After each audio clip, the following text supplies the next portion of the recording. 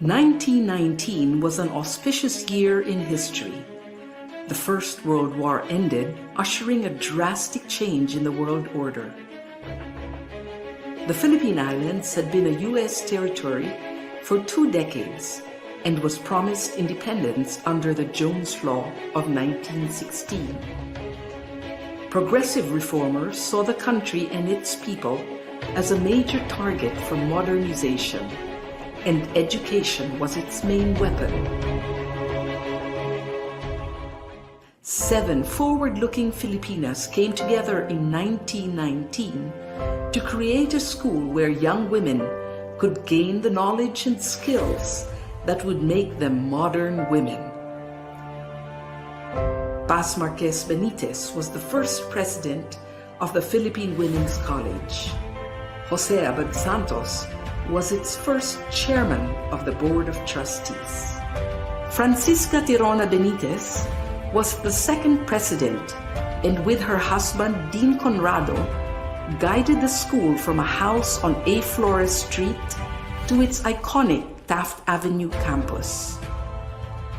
In 1932, the college became a university, making PWU the first university for women in Asia founded by Asians.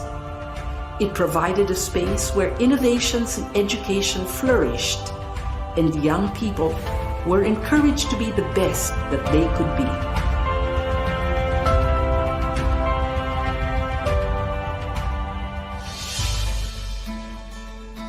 For over 100 years, the Philippine Women's University has been known as a leader in quality education.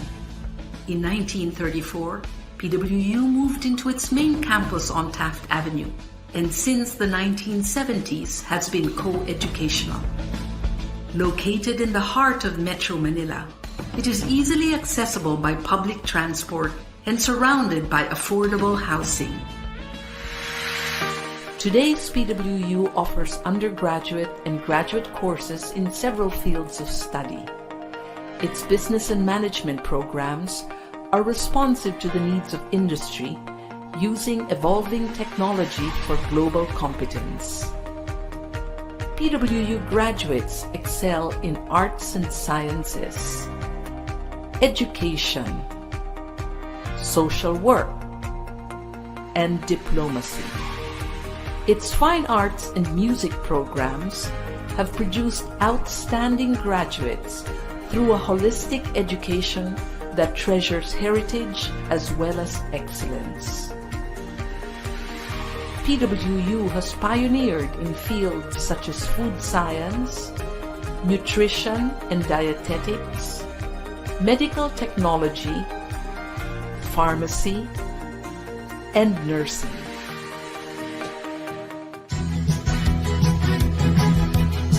PWU continues to play an essential role in producing graduates who possess the skills that make them competitive in the country and anywhere in the world.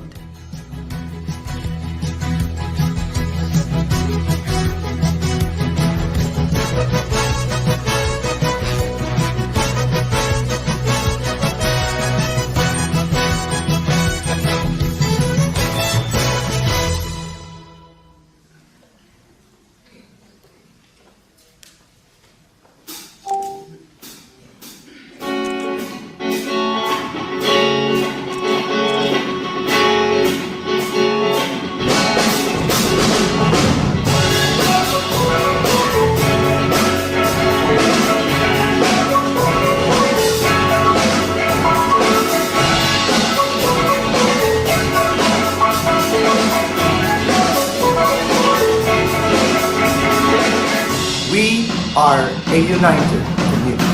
We may not be blood related, but we Patriots are one big family.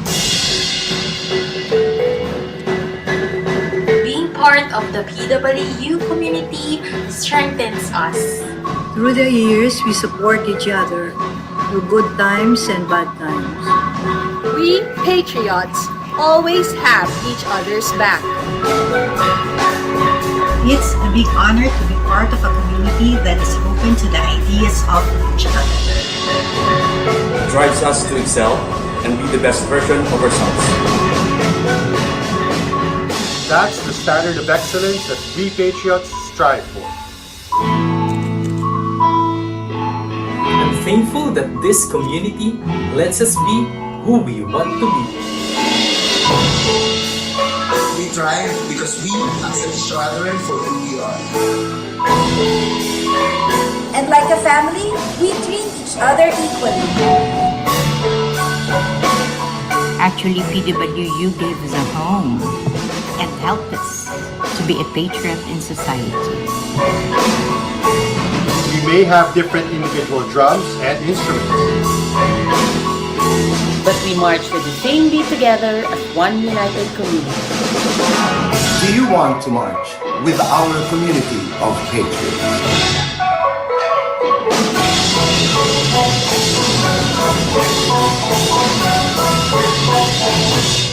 I am a patriot. I am a patriot. I am a patriot.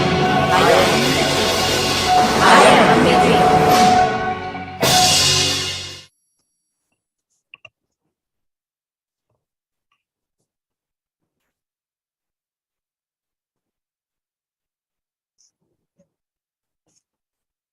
Mabuhay and a lovely Saturday morning to everyone. Warm greetings from the Philippine Women's University. On behalf of the entire organizing committee, we are very pleased to welcome you all to Recover, Revamp, Restart, Issues and Trends in the Tourism and Hospitality Industry. Get ready to learn new things today. So just sit back, relax, and enjoy the rest of the webinar.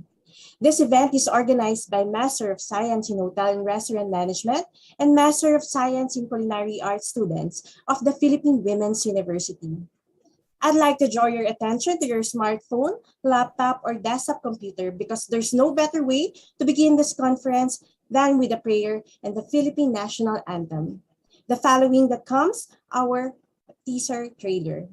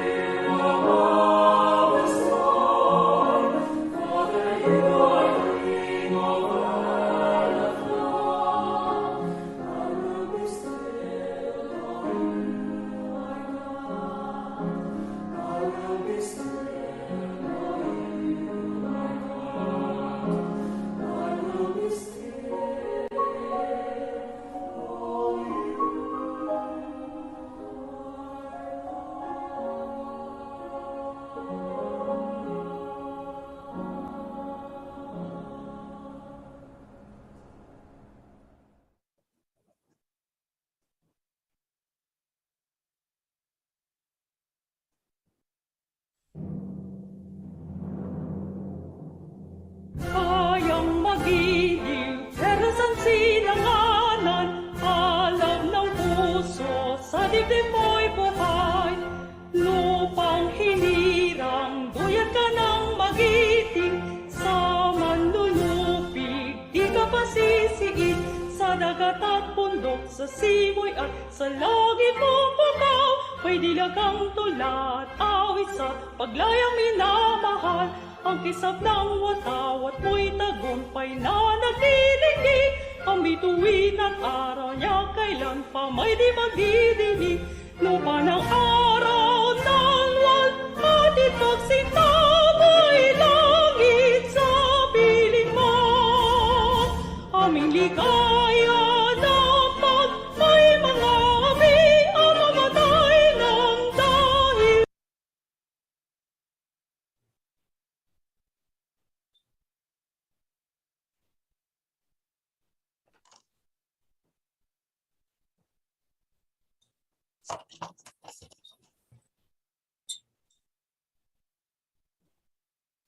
Sa'yo.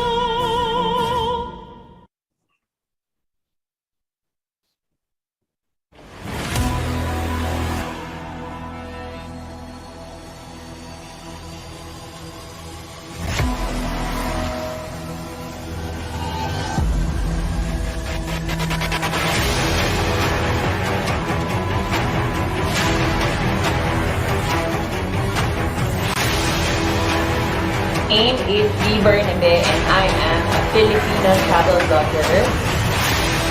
Hello everyone, this is your professor once again, Danny Adeleta Pagulay. I am Juan Paulo Lopez, President of Burong Bayan Resorts and Tourism Stakeholders Association. I'm Tatung Sartu, chef, restaurateur, and now award-winning author.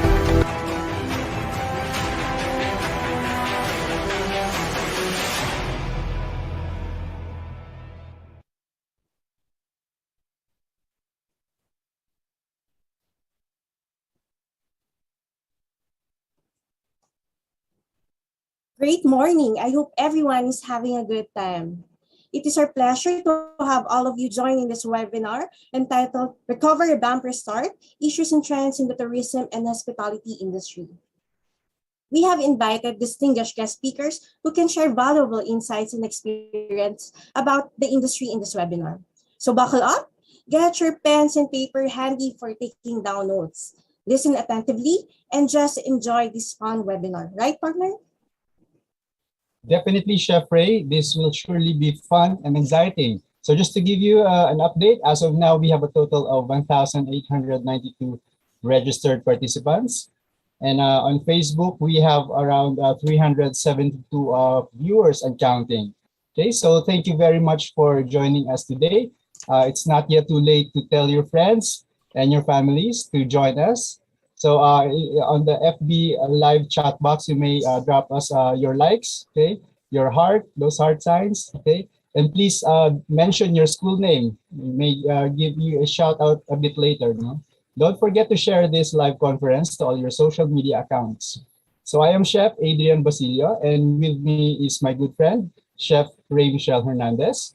We are graduate students taking up Master of Science in Culinary Arts here at the Philippine Women's University, and we are your hosts for today. Thank you, Chef Adrian. I am very much delighted to be your partner. Before we properly begin this webinar, we would like to share some virtual webinar netiquette and some few reminders. The following netiquette should be observed in attending the virtual webinar. First, we highly suggest all our participants have a pen and paper handy for taking down notes for your future reference while attentively listening to all our speakers. Second, we highly encourage everyone to dress appropriately. Your cameras will be requested to turn on for photo opportunities. Third, if you have any questions or clarifications during the presentation or demonstration, you may want to type them in the chat box or comment section. The conference moderators will bring them up during the question and answer portion. Fourth, your thoughts, ideas, and suggestions are highly significant to the organizers. Please make sure to answer the web conference evaluation form, which will be given and posted towards the end of the webinar. And finally, we encourage everyone to send us an email for more queries and questions about the webinar through recover.revamp.restart@gmail.com. Again, if you have, thank you, Chef Ray. Again, if you have any questions or clarifications during the lecture, presentations, just type them in, type in the comments section, and our moderators are on standby to bring them up after the discussion. Furthermore, we value your inputs and your comments about this webinar. So we ask everyone to complete the evaluation form. QR code will be posted after the webinar, and your certificates, your e-certificates that is, will be given or emailed to you once and only you have successfully completed the evaluation form. So we are pleased to welcome everybody to this webinar. We promise and we will do our best that this will be a fun-filled, informative, and inspiring day for everyone. Absolutely. I definitely agree with this, Chef Adrian. But before we properly begin this much-awaited webinar, please allow me to acknowledge some important people. Our University President, Mr. Marco Alfredo Benitez, our University Chancellor and Senior Vice President for Academic Affairs, Dr. Felina C. Young, Graduate School Director, Dr. Emerita Sornosa, Dean of School and Hospitality Management, Dr. Efremel Jose Abellana, our honorable speakers, guest participants, viewers, classmates, and our dear students. We are very happy that you are able to join us at this webinar entitled Recover, Revamp, Restart, Issues and Trends in Tourism and Hospitality Industry.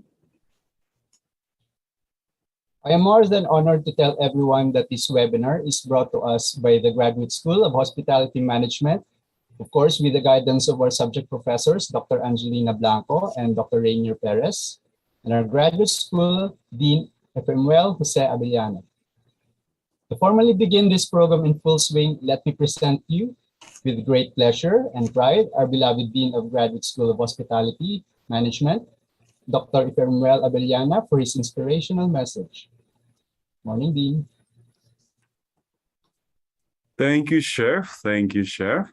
Mabuhay and Patriots greetings to the President of our University, Mr. Marco Alfredo M. Benitez, Dr. Felina C. Young, our University Chancellor and Senior Vice President for Academic Affairs, to our highly sought after and noted speakers who will be formally introduced soon, to all PW Vice Presidents, to Office Directors and Heads, Program Chairs, and to my fellow Deans, to my esteemed graduate school faculty members, Attorney Iniego Gabriel Pieras, Doctors Zeni Palugna, Bambi Caluza, Jocelyn Sardenia, Maria Erlinda Zacarias, and Ram Torres, as well as to the supportive course professors of this event, particularly Doctors Rainier T. Perez and Angelina U. Blanco, the amazing and committed Master of Science in Culinary Arts and Master of Science in Hotel and Restaurant Management students led by overall event chair, Mr. Lito Bajado Jr. and his team, Chefs Ray, Michelle Hernandez,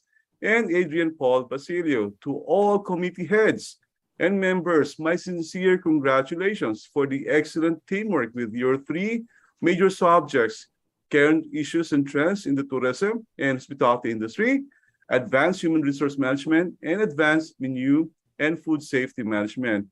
To all of our virtual guests here and abroad, industry professionals and experts, graduate school students, as well as students at various schools and universities across our nation attending this event, a great morning. I am really blown away by the way the Master of Students conceptualized and created the Recover, Revamp, Restart theme for this morning's webinar. To all our students, professionals, and practitioners, today is another opportunity and a chance to stay up to date on the latest innovations, issues, trends, and career opportunities available in the industry in the age of the new normal.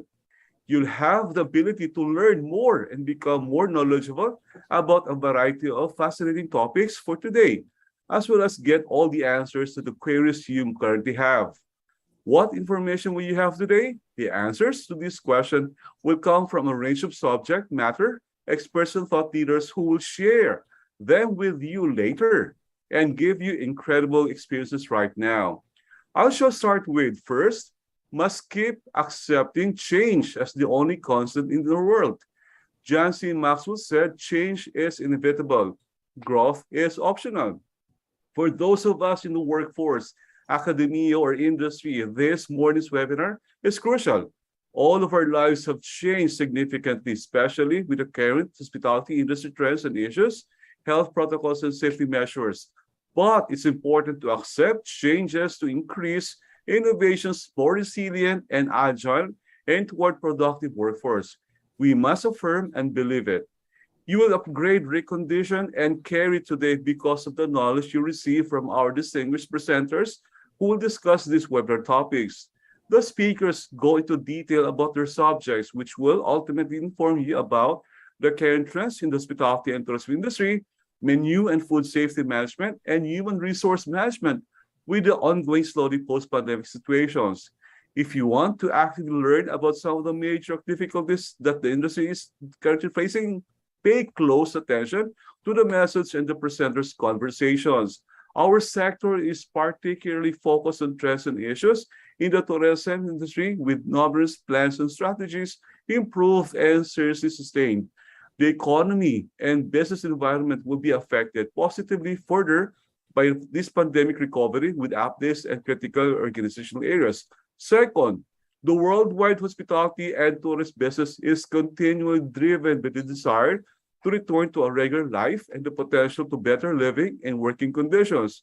Restarting and rebuilding ourselves with higher objectives and the goal of being great people will make us good workers and contributors to this new economic rebound in both our professional and, of course, our personal lives.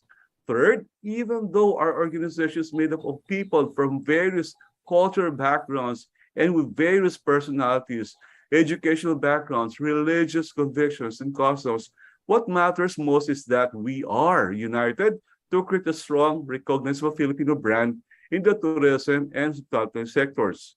Let's all take in the event and learn something new or refresh our memories. And if you think of any questions, type them in so that the moderators can assist you more and the organizers can see and answer them. Once more, please accept my heartfelt congratulations to the men and women who organized this webinar. Your creativity, promptness, and genuine holistic approach to educating the virtual audience make me very proud of your efforts. Good morning and mabuhay. Chef Ray, Chef Adrian, back to you.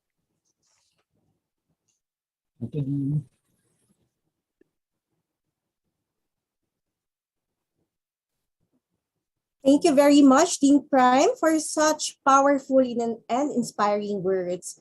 Personally, your message is something that I look forward every webinar that I attend here at PWU.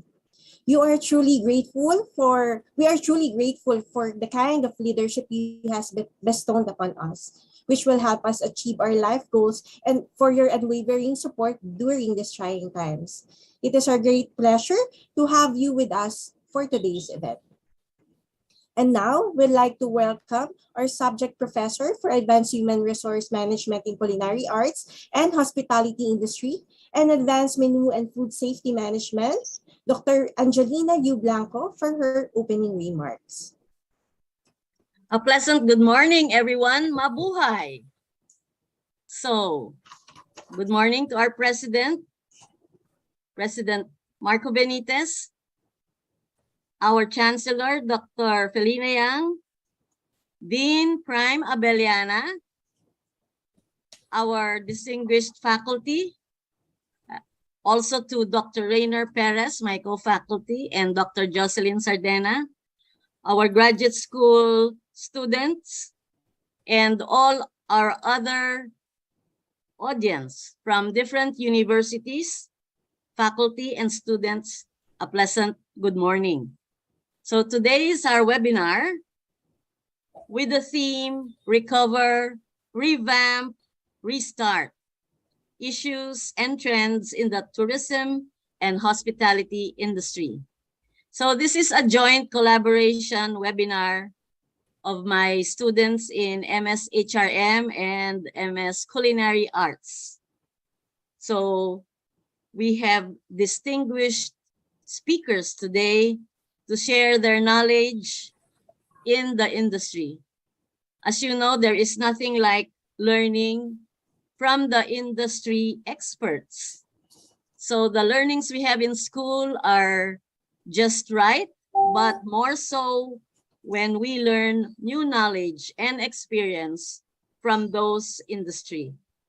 So today, we shall provide the student professionals and practitioners an opportunity to stay abreast with the innovation, the trends, opportunities the industry has to offer in the new normal. More so, we are just recovering from the pandemic. We need to revamp and restart the economy, particularly the tourism and food industry. So today we have with us distinguished speakers, Dean Danny Cabulay, Ms. B. Bernabe, Mr. Juan Paulo Lopez, and Chef Tatong Sartu. So with that, we'd also like to welcome and get it on with this morning's event. A pleasant congratulations to the organizing committee headed by the chair, Mr. Lito Bajado Jr., and all the other members of my class. A pleasant day and mabuhay! Thank you. Thank you so much, Dr. Angelina Blanco, for welcoming every one of us to this much anticipated webinar entitled Recover, Revamp, Restart, Issues and Trends in the Tourism and Hospitality Industry. And in her own words, there's no really better way to learn, but to learn from the experts. No? And from what Dean also said, pay attention. This morning might be a very, very enriching day for us. Okay, not only will you learn, but there will also be surprises in store for everyone. So just sit back, relax, but most of all, try to learn a lot. And I have a very good feeling that this is going to be an exciting day. So shall we get this show on the road now, Chef Ray? Let's do this, Chef Adrian. Yes, we are towards the most exciting part. At this juncture, to formally introduce our first guest speaker, everyone, please welcome Ms. Hazelyn Laoyan, an instructor at Benguet State University. Thank you, Chef Ray. Good morning, everyone. Our first guest speaker for today is a travel blogger, influencer, and engagement POC of Concentrix PH. She's currently working as a site administration assistant. She's also the media producer of www.mytransgenderdate.com and was awarded for excellence in her field as the most popular influencer in Concentrix Philippine-wide. Her content about her travels on YouTube has been sponsored by several brands like Black Scoop Cafe, Agoda.com, Airbnb, AXE Travel Insurance, and Cebu Pacific. Today, she will talk about current state of the tourism and hospitality industry in our country, entitled Pearl of the Orient's Hidden Gems, Exploring Philippines off the Beaten Path. Ladies and gentlemen, it is my pride and honor to introduce to you Ms. B. Bernabe. Let's give her a virtual round of applause.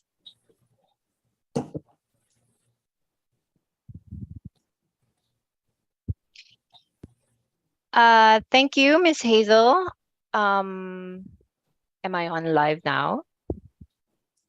Yes, you are, Ms. B. Oh, hello, everybody. I don't know if you guys could see me now, but I'd like to begin. I'd like to say mabuhay from Dr. Angie Blanco. So that's where I get this very energetic morning that we have here.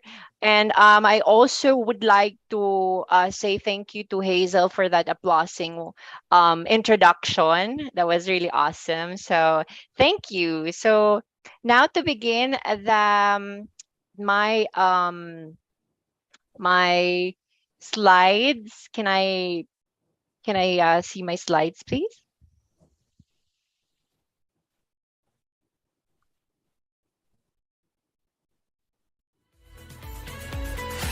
Are you going to share your slide? Oh, okay. So if that's the case, then yeah, I'll be the one to share my slide now. Okay, give me a moment, please. Okay. Thank you. All right, so I'll be sharing my slide right now. There you go.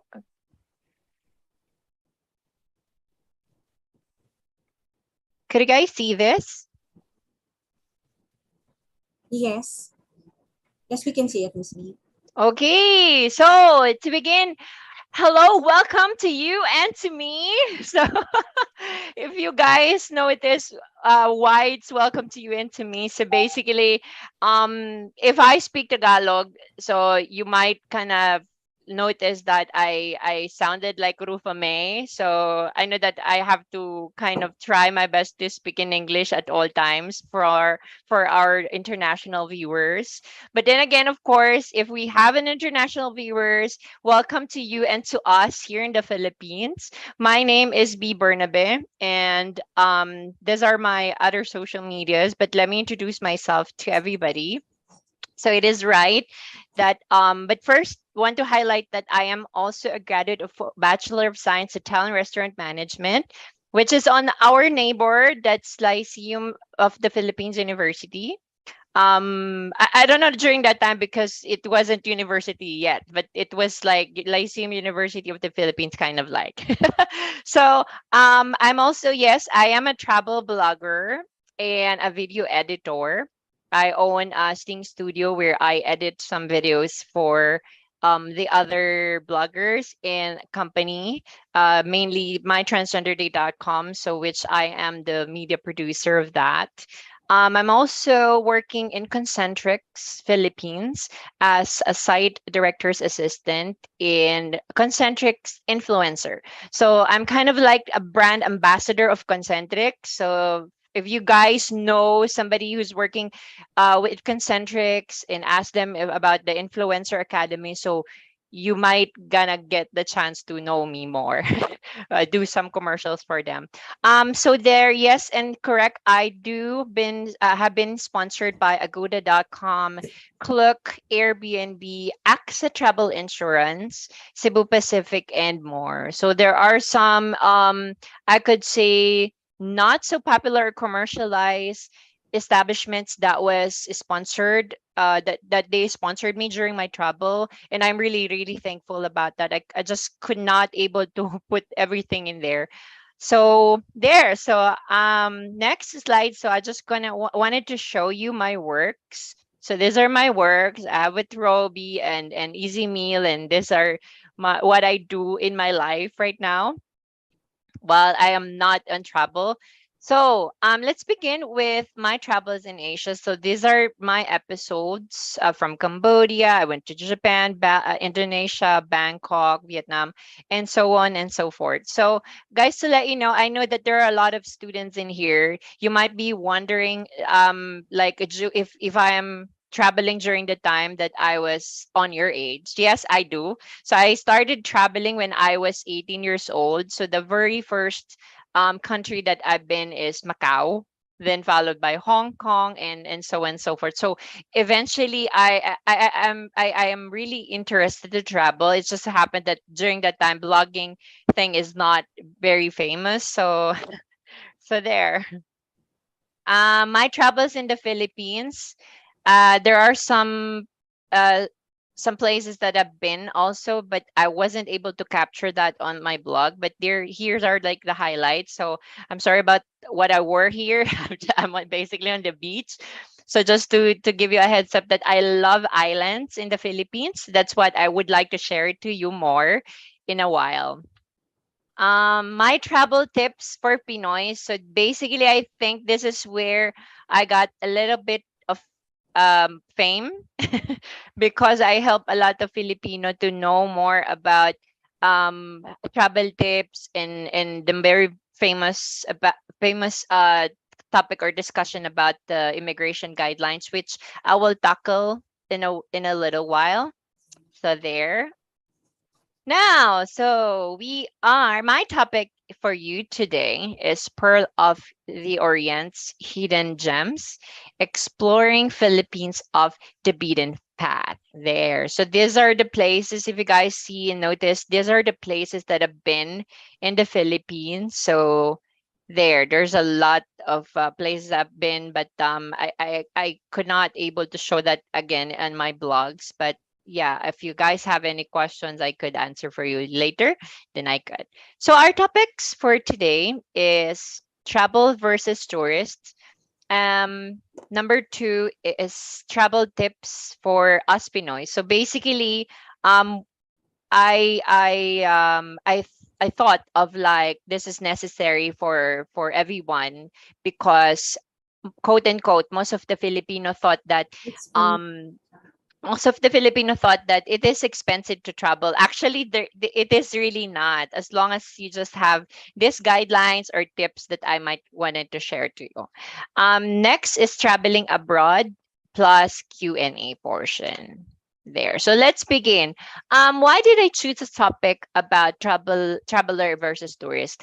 I know you guys are not really popular to understand what is the difference between the two. I know that you guys have an idea by the way, but literally I wanted to highlight what is the definition is the and the difference between the two, because you might gonna think of like, oh, I am a traveler pala. Oh, basically I'm more of tourist. It's more of like my percentage of who am I as a person who loves to travel. So as the definition goes, travel is kind of like vague. So it could be a business, education, visiting, and pleasure.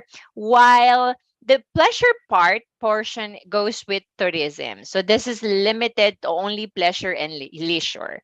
So what is a traveler, right? So I could say that I am mostly 80% traveler. So what is a traveler? So traveler are the people who loves to experience new and new local cultures during his or her journey. So I really love to to talk to people. I'm a people person. That's why I wanted to bond with them to understand more about their lives, about the city or about the place I've been. So that's why I'm a traveler. And I also sometimes wanted to be alone, or actually most of the time wanted to travel alone, or maybe in a small group, eat local food and go out on my own. So that's where I love I can breathe out of like working in a city. So basically traveler also is pack of would like to pack a small bag with me, so 7 kilos with me, and could able to save money to go to one place to another. So what does a tourist be, right? So tourist is these are the people who prefer their comfort zone. So to stay in their comfort zone, more relaxed rather than engrossing to another culture. So maybe you can relate to this with your titos and titas of Manila, or maybe your mom and dad, that what they wanted to just like wanted to rest in the hotel. They don't wanted to go more on activities, especially when you're in Boracay, right? So basically they are kind of like tag as more of like tourists. So they also wanted to spend time with tour packages and group tours. So they just basically wanted to to pay someone for rendering the service for them. So there. Also would like to going to a small group, I mean large group, to have like organized stuff and eat typical food and places. So sometimes they are like really picky because they don't want it to eat like kind of explore food, while we as a traveler would like to explore more of those. So those are kind of like, maybe you kind of think right now where where am I, or like what tagging should I consider myself? Am I a traveler or am I a tourist? So I hope this guys help you a lot. So okay, so let's begin to my 9 travel tips for everybody. Okay, so number one is travel when you're ready. So when you travel when you're ready, so B, what is this? Um you're not gonna travel because you're ready tomorrow. So you're gonna plan your trip Okay, so my first advice for you is do not or avoid traveling during special holidays, because a special holiday is kind of like a special having special rate, such as Christmas, mahal na araw, or Holy Week, um, what else? Like New Year's Eve. So those kind of like season that maybe you kind of try to avoid with the special rates for that. But of course, that's your choice. If you wanted to be with your family, that's perfectly fine. What I'm just basically saying or like pointing here is if you wanted to have a tipid tip. So next is book your flight at least. So I'm sorry. So going back to that is talking about like booking flights or having this uh high fare or high airfare or high hotel rates. So speaking of flying, okay, so when you book a flight, my advice for you locally, you could or try to to look for a flight 5 weeks before. So that's where those kind of like last minute sale are coming in. And also, like for example, I would like to highlight Cebu Pacific. They are really giving us kind of like this favorite line of mine. Everyone can flies, because that's basically true. Kasi si Cebu Pacific, they are very considerate to give us promotion discounts there. For traveling low internationally, if you would like to at least just book 2 months and a half. Okay. Now there are a little bit of tricks for you to get an airfare that is really really low. Okay, so please take note of this. Number one, I know you guys are using mobile devices most of the time, right? So I am not sure if you guys are familiar with VPN. So there's like VPN where you could have a connected to other countries VPN. So you can use that one. You can turn on your VPN while you book to come up with a big discount, because sometimes the trick is if they thought that you are booking like in other country, the the rates are gonna be like lower than the airfare when you are here in the Philippines. Next is book your flight. This is very important. Book your flight, and definitely true. Book your flight during Monday. Okay, Monday 12 a.m. until Tuesday 9 p.m. Naku, baka maubusan ako ng sale ha. Sinabi ko na yung ano. Okay, so it's because it's more expensive when you book such as the day of like Thursday, 12 a.m. of Thursday until Saturday or even Sunday, because those are the peak season, or like the maybe sorry, the peak days where everyone is looking for flights. They are like convenient for that. So again, Monday 12 a.m. until Tuesday 9 p.m. Next trick is that I know you guys are very popular with incognito. You're familiar with that, right? So you can use incognito by searching um cebupacificair.com or AirAsia or Philippine Airlines, whatever whatever flight or whatever airline company that you would like to choose. Next is because why I'm saying it, why am I telling you this? Because sometimes if an airline detected in a regular browser detected that you are looking repeatedly to book a flight, they are coming like to raise the fare for you, because you basically would like to really book. So that's the trick for that. Next is that I don't want it to tag, but Cebu Pacific is the one I'm using since the beginning. When I was when I was a student way back then. So of course I have no funds, like literally save money for travels, right? So what I'm doing is Cebu Pacific. They're offering what we call Sebas. Okay, I think they have it also with um with Philippine Airlines. But for Cebu Pacific, they call it SEPAS. SEPAS is an all year round sale.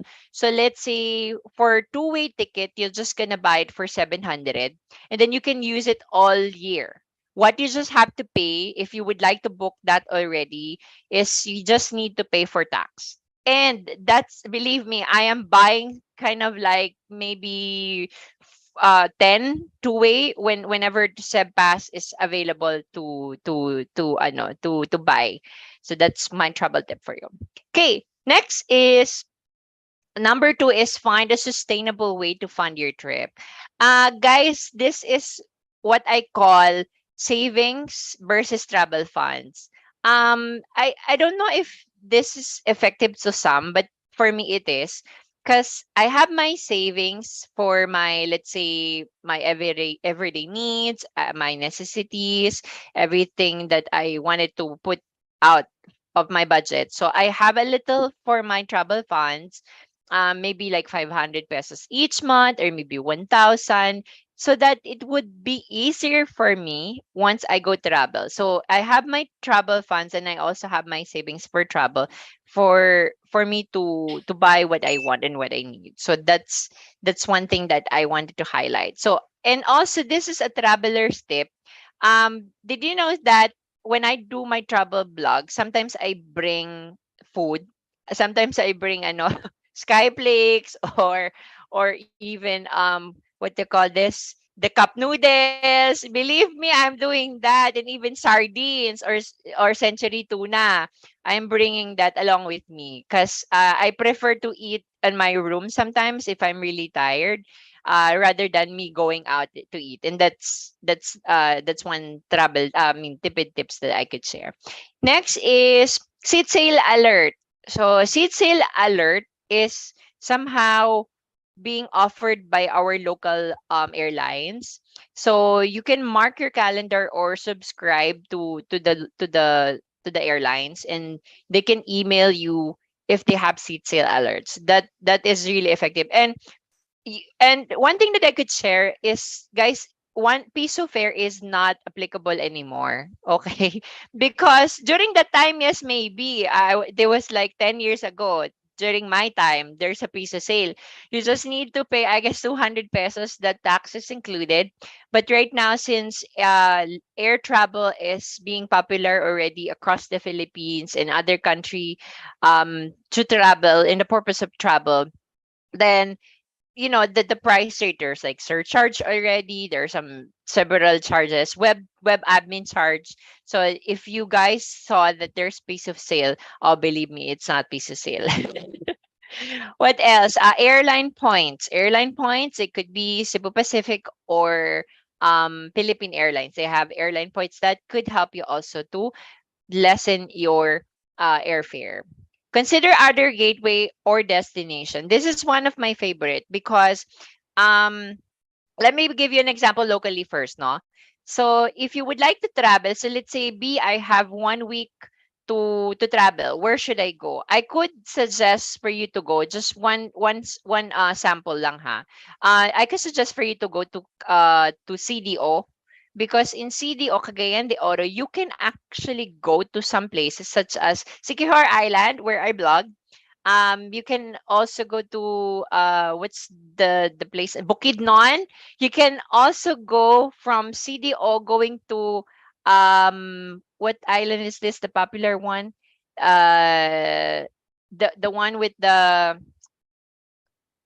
basta I forgot. But you can also go to Davao. So it's like when you stop on one place, you can go and route to another place and hop in. So consider other gateway and destination para marami kayo mapuntahan. Next, number 3 is better to go, go, go during off season. So suki ako nito, guys. So during my time, you might be wondering how old is Bina, no? So during my time kasi, the rainy season are June, July, August, September. But right now, since global warming, etc., so that's why we have to love our nature, guys. it changes now from September, October, November, and December. So if you notice, right now there are sale. Kumbaga, there are sale on this quarter because rainy season started to arise in the Philippines during that time. So this is a great time for you to go. But considering weather, if you would like to book, go to AccuWeather because that's where you can note you can project if there's like low pressure area or typhoon coming before you book. Okay. I'm not gonna highlight any more with number 3 because there are a lot of slides that is really important. So let's go to number 4. Find cheap hotels or accommodation. Guys, do you know Airbnb? So Airbnb is actually a good spot or a good website also to book cheaper ones. And you can also go to agoda.com. Agoda.com is one of the best because you can see there are 24 hours discount. So if you would like to plan to go somewhere and then there's like 24 hours discount, tapos there's also such big discounts that you cannot see on the other websites. Just take note of this, that if you would like to book like a cheaper ones, don't focus more of being cheap. Maintain to always look for review. So please take note of that. You always have to check the review section of every hotel that you would like or accommodation you'd like to book, because this is very important. Because sometimes the picture looks great but the rating is bad, so consider that also. Next is search on Facebook page such as DIY Travel Philippines. DIY Travel Philippines is, as bloggers, we cannot post our videos there to promote, okay? But basically you can write itineraries, and this is very helpful. I myself, as a travel blogger, I always read blogs from other people who traveled, and that's where I get my ideas also. Next is book with breakfast or no breakfast, but they can cook for you or near the place restaurant. So when you book a hotel or not a hotel, a cheaper accommodation, usually there's no breakfast, right? So make sure to use a Google Map and try to check kung there's like cheaper places to go and eat. So there. Next is consider the location, the transportation and hotel. To save your transportation allowance, your energy, your time, or when you travel. I'm talking about, let's say you go to Cebu. Okay? In Cebu, there are some areas that you can go, or you can hop in and hop out. So instead of you booking a hotel going far from the city, you go my advice for you, you go book somewhere in the city, so it will be easier for you to ride one ride, and then you can go scroll around. So this one is also applicable when you go travel abroad. So let's say I give an example in Japan. So let's say you go to Japan. um why should we book a hotel near a train station? You know how expensive in Japan, right? So what your aim is to save your time, because when you travel, time is very important, guys. It's like you pay for your time to travel. So that's more important in any case. Um Also book somewhere near the transportation, so you cannot like have your time to walk for 30 minutes before you reach the train station or bus station. And also to save your fare, because in Japan, when you go to one place to another, like a train station, you have to pay 400 pesos, I guess. So it's very expensive. So make sure that whatever the place that you would like to visit, make sure that this is in the center or near the vicinity or places that you would like to visit. So to save your money. What else? Number 6, weather and season. So weather season, usually the fare of the hotel and the flights are dropping off during off season. And also book your activity online to get a refund and not to deposit no refund. So this, I'm talking about an idea for agoda.com. So sometimes when you book in Agoda, you can see that the lower rate is the one that you cannot cancel. So that's a trick. And number 2, if you book a hotel in Agoda that is much higher, I mean the price is much higher, that means you can refund that. So in any case that you are not sure if the weather will fall under rainy season or if there's going to be a typhoon that you need to cancel your hotel, better pay for one that is much higher price, because to consider the refund, because at least you can save money instead of you like paying, let's say, 5,000 pesos, you don't have refund, right? So there. Number 7, always get connected. So guys, this is not just for you young people or let's say yapsies. Always get connected. Always get connected is like, because we are in the age of IT, right? So we have a lot of apps.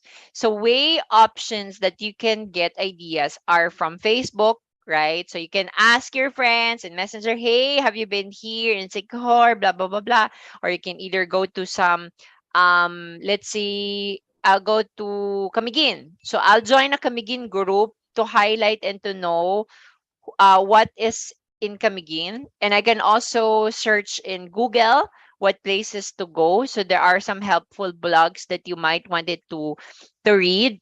Also with agency. So for agency, my tip for you is if you would like to uh, get some ideas from agency, you better book somewhere that which the agency is on that location, not book an agency like outside the location. It's very crucial kasi. What else? So price comparison, you can also book like such as Klook or um what's the other app? I forgot. But for such like Klook, if you want to like to book for activity, you can have the price comparison from agency to Klook. So which one it's better. So that is really reliable. Next is number 8, explore other options. For exploring other options, this is like a guide versus no guide. This goes with travelers like me. Um, because I am kind of like tipid when I'm traveling. It's not like I need to be tipid, but it's just so happened that that's just only my budget. If you come to believe me, I am traveling sometimes with 5,000 pesos on my pocket for 4 days, and I'm not even joking, because I need to what I just aim is to experience, the place and the culture, but I don't really aim to go somewhere, because I could walk. I could hire somebody to drive me around. So let's say an example, if you guys could check my YouTube channel, you can see there are some what do you call that, motor guys. I'm actually hiring people that are in that area, like locally, that they are not like tourist guide or whatever. I just stop them and say, hey, papagas na lang kita, and then can you escort me to go around? So in that case, you can help them also, diba? Rather than like hiring agency that are having the same services, at least you can help somebody. So that's what I am doing. Also make friends with local and other tourists. That's what I do. So sometimes some tourists are really galante. They are making libre of you with your drinks, with your food. But I'm not saying that you always do that, ha. But I'm just saying is that you have to consider to be friendly with them, because the people will help you, especially in the Philippines. If they know that you are from, of course, from Manila or from other places, they're really trying their best to reach and help you with anything that you need. Number 9 is safety first. So this is really one thing that I would like to share. This is not a trip tipid tips, but this is connected to, because if you are going to have an accident like like what I had when I was in Bohol, so this is basically traumatic. It was my fault. So I don't have anyone. I was traveling alone, and it is it is great that AXA Philippines is with me. I bought an insurance with them before. So what happened was the locals are very helpful. So I did not pay for anything there, like in the hospital, in the ambulance, even the doctor. Bohol municipal is very nice. So shout out to all the people who is watching from Bohol. Thank you so much po. But then, like what I'm saying, safety first. When you travel, guys, think triple or many times as much as you could if this is safe to do. Better than you, like you spend your money, your travel money or your savings to have your medication, or if you would like, if you will be having or hitting an accident in the hospital or something. So please, better be safe and buy a travel insurance, because that is really really really necessary, especially right now when you travel in the Philippines during the COVID season. So there. Um I am making it fast right now because I don't think I have a lot of time. So just to give you a highlight, browse of traveling abroad tips for Pinoys. I'll be tackling about immigration guidelines, requirements, and budget. So let's proceed with guidelines. To give you an introduction with this, there are a lot of Filipinos, quote unquote, that are really afraid of immigration. So just to give you a heads up, guys, I want you to understand what the immigration task is. So, but one thing that I wanted to share you first is I never been offloaded. Okay, so I think this is the most um thing that the Filipino are very afraid of to go travel, because you're gonna pass immigration and interview. So immigration people, or I mean officers, they are the one who's protecting us, guys. They are the people who would protect us from human trafficking, drug trafficking, illegal recruitment. So somebody might ask you to, to have a job in the other country. So they are the one who is responsible for our safety. So don't get them wrong. So they just wanted us to protect us from traveling, going out. Because I understand, let's just be honest in here. I understand that most of the Filipinos would like to just go to other country and work. I don't have any bad thing about that, because basically we need that to help our family and to help ourselves. But for traveling side, it is actually different, because they have a guidelines and requirements to follow. So such as, for immigration, provide true copy of documents. So never go to recto.com, because they can easily track that. So please do not, because you might get banned in immigration and you cannot able to go uh anymore in outside the Philippines. So please don't do that. Number 2 is safe to bring document that may probably ask. So most of the travelers are asking if they could bring like documents such as barangay certificate or blah blah blah blah. Guys, there is no such thing as right or wrong document when you travel. So make sure that one thing that I learned is to bring everything that you can. It is very important that it is very documented what you have. Let's say your bank slips or your pay slips or your COE. ID is very important. IDs is very important, and your itinerary. I might say that I am a classic person, because basically some of the travelers, or yeah, some of the travelers, they just wanted to show something on their phone, like, hey, this is my document, blah blah blah blah. But with all the respect for immigration officers, I'd rather have everything printed. So that's one tip that I could share to you, because they thought that this is very formal, that this person is very prepared, yada yada.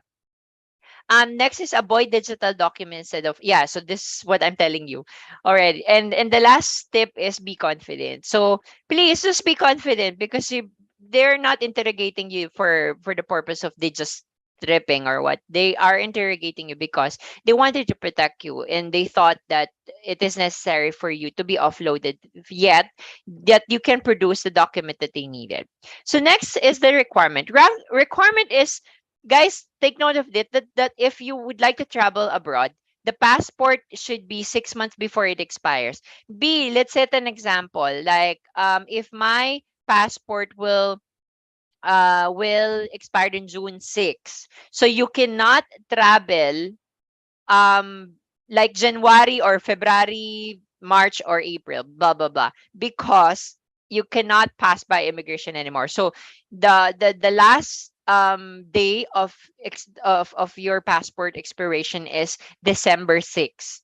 So that's how it goes. So 6 months before, you have to start getting your new passport already. Next is, if you're employed, bring company ID or COE or BIR. Next is, if you are unemployed, means supporting documents to travel and itinerary. So, which is, if you wanted to know more about that, please watch my blog. Next is, let's talk about budget. This is the last slide I have. So I already discussed everything in here. I mean, not everything, but some of that. Plan your trip accordingly. Know the conversion, especially if you would like to travel abroad. Next is, buy your flight tickets during the sale. Next is, choose the best location to book your accommodation, like what I'm discussing a while ago. Number 4 is a very average your food and drink budget. So let's say I went to Sikihor and my budget is only 500 pesos. So rather go to carinderias and fast food such as McDonald's and all, and explore some options that you can make tipid of. Budget for transfers and places to visit. So always make sure to include your budget for transfers and places to visit, mga fees ng mga entrance, ganyan, before kayong mag-travel. Next is, or last is, always make sure to have emergency funds at least 30% of your total budget. Because, guys, you don't expend all your money or your travel fund during that time to the point na wala na kayong pamasahe pauwi from the airport. So, nangyari sa akin yun nung bata ako. So, please, wag niyo na siyang gayahin. So, always make sure you have a backup for at least 30% of your total budget. So I think that will be all for my presentation. And yeah, before I would like to um to say to open the Q&A, I would like to share to you just one more video, just a 30 seconds video. Can I? So Okay, so definitely. yeah, so to give you a highlight of my vlog, so this is my vlog.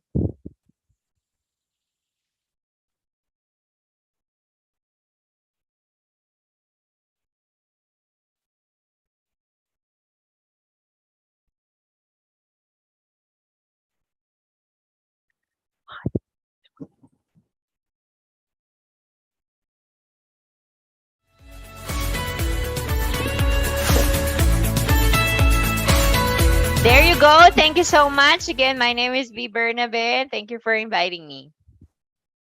Thank you, Miss B. Bernabe, for that very interesting presentation. I was amazed on how you plan your travel adventures. For sure, I will watch more of your content on YouTube to get more ideas and tips on my future travels. I am sure that every one of us here today can agree with that Miss B had mentioned in her presentation.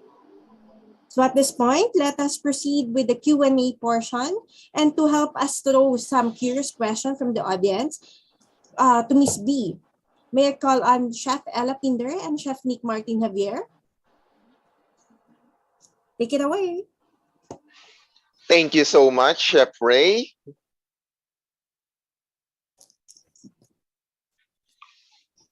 Good morning, So, Miss B.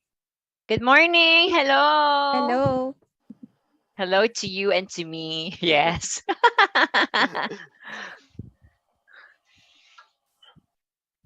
What a fun-filled and energetic presentation from Miss B today, this morning. Thank you, Nick. Thank you, Nick and Ella. Thank you Yes. so much, guys. Actually, I also want to tell everybody here, Miss B. Bernabe, that you are actually correct regarding the requirements of the immigration. We Yes. should not be afraid with the immigration. That's For right. me, for my own experience, yes, they do need the original and hard copy of it to protect us. Yes. I That's right. totally agree with that one. And I believe it must have been fun to travel while being sponsored by several companies. Yeah, it was, but when I was starting, I really have really make the bid of that. But of course the sponsored helped me to highlight not just their establishment, but also to give importance of what they do in the industry, in our hospitality industry, like the food, the hotels, and the place to go. So tourism is very important for everybody. Exactly. How about for Chef Ella? Do you have a question for Miss Bernabe? Would you like to Yes. go first? We have a question here from Facebook from JCL Bolisay. Pag local travel po, mostly how much and minimum budget in a tipid way? Okay. So, like what I discussed on my last slide, so ang gagawin mo, JC, is to always look first for flight kasi yun yung pinaka nagmamahal.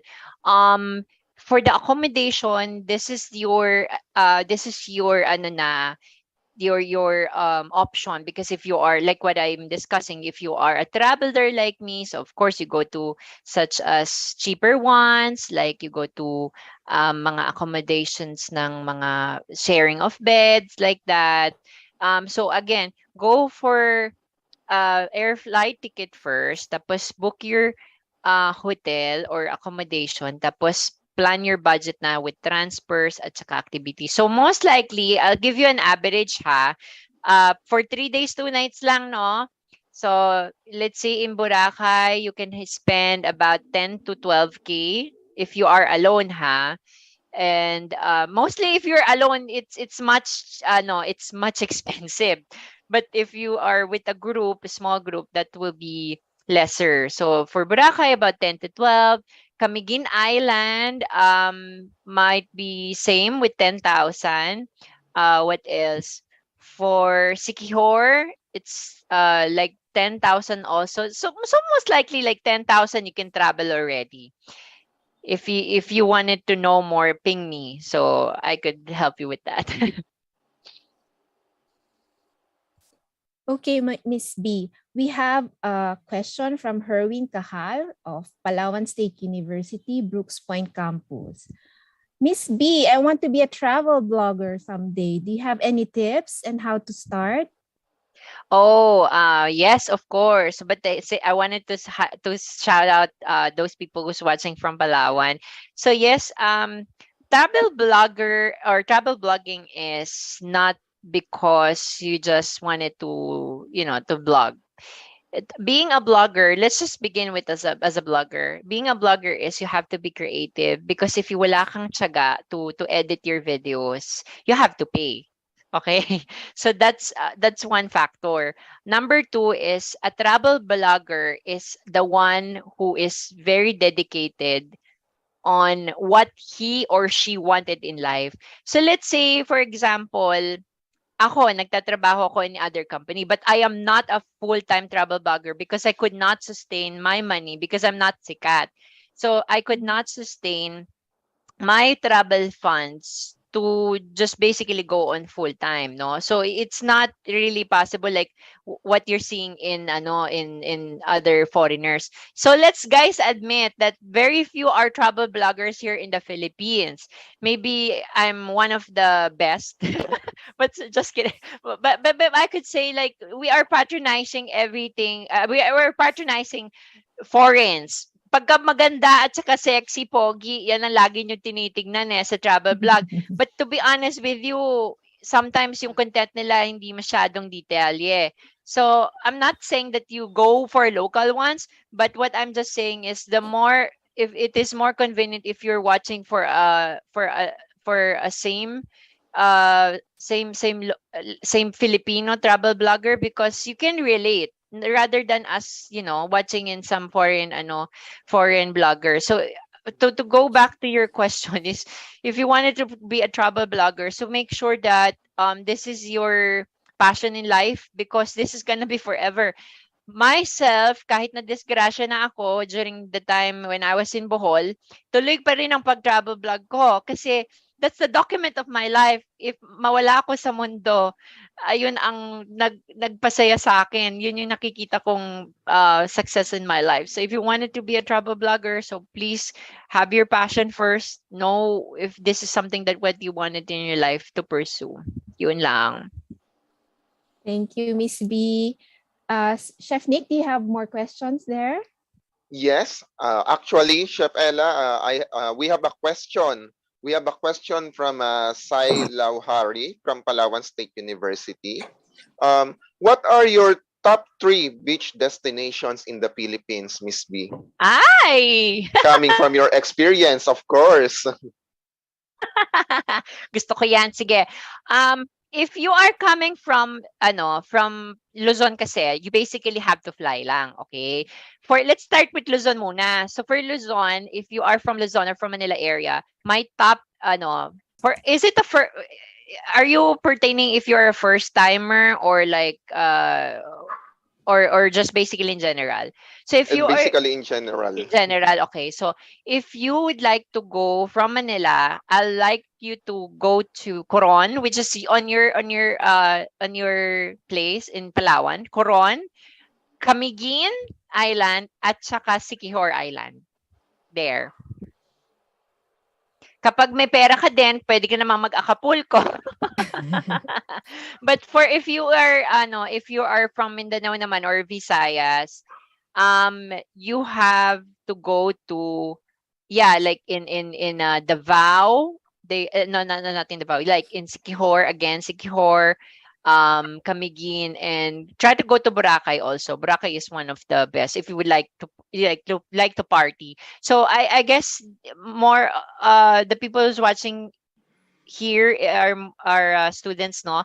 So guys, Palawan is Boracay is one of the best destination for you guys because party, and also El Nido. So yun, punta kayo dun sa dalawang destination na yun if you want to go party.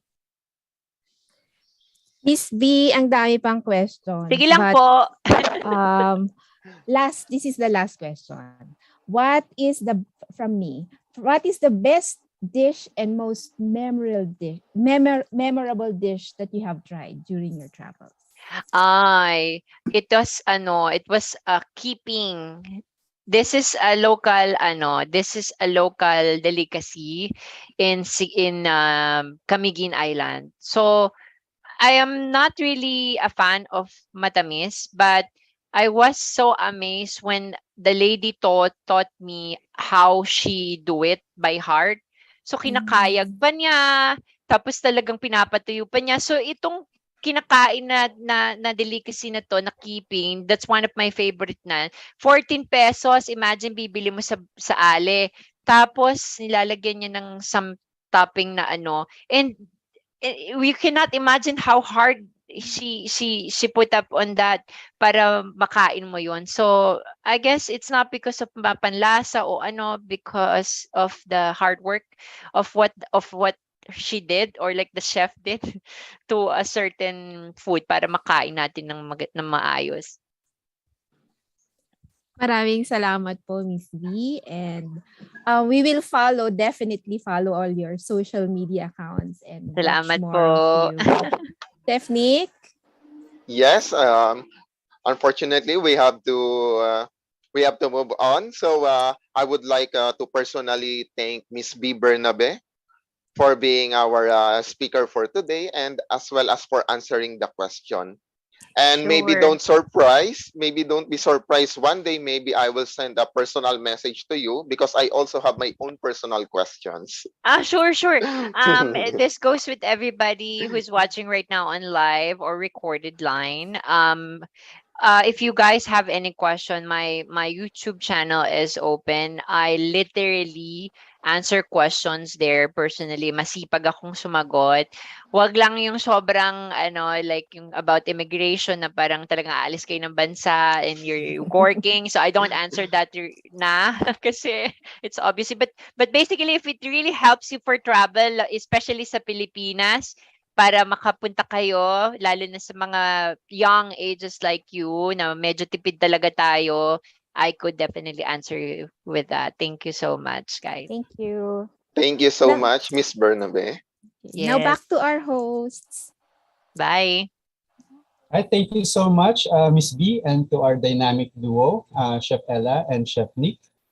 From someone who really loves to travel, I can really tell that those are very golden tips. No? Thank you so much, Miss B. So if you are also someone who loves to travel, no, yeah, be very passionate about it, but never forget to also learn along the way. Okay. Certainly, Ms. B, that is one very moving and challenging message imparted to us. Thank you for taking the time to join us and for your amazing presentation as well. And also for those encouraging words too. Your message is just what most tourism students and hospitality students and also practitioners needed to hear at this time. So to award the certificate of recognition to our first speaker for taking part in this very significant, timely, and relevant webinar, may we invite Ms. Angeline Aquino, a student of Graduate School of Studies of Philippine Women's University. She is a full-time at Malay College. Thank you, Chef. Philippine Women's University Graduate School of Hospitality Management, Manila, Philippines presents this certificate of recognition to Ms. B. Bernabe for sharing her time and expertise as a guest speaker during the Philippine Women's University Graduate School of Hospitality Management webinar entitled Recover, Revamp, Restart, Issues and Trends in the Tourism and Hospitality Industry, given this 15th day of October, year 2022 at the Philippine Women's University, Taft Avenue, Manila, Philippines. Signed by Dr. Angelina U. Blanco, Subject Professor, Advanced Human Resources Management and Advanced Menu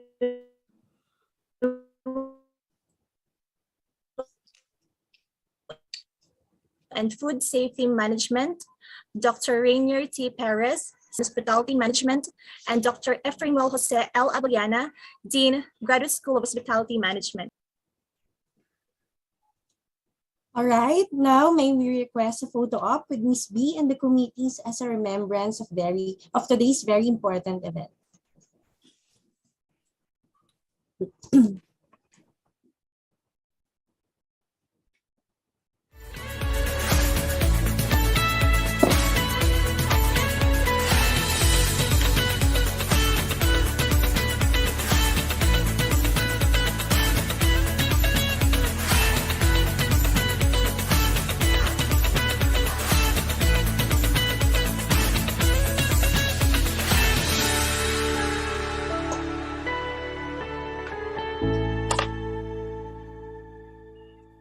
Thank you, guys. Thank you so much.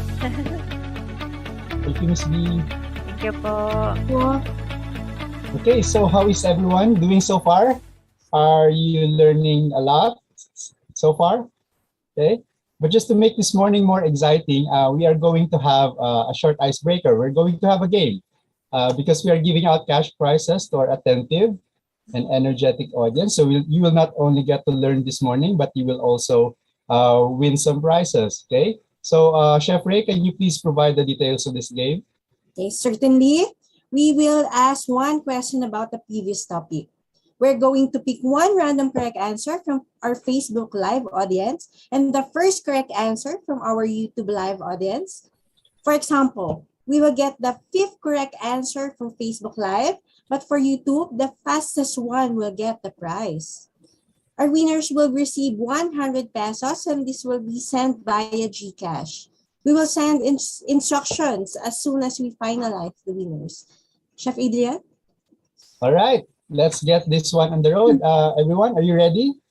Can I see those like sign or thumbs up sign on Facebook?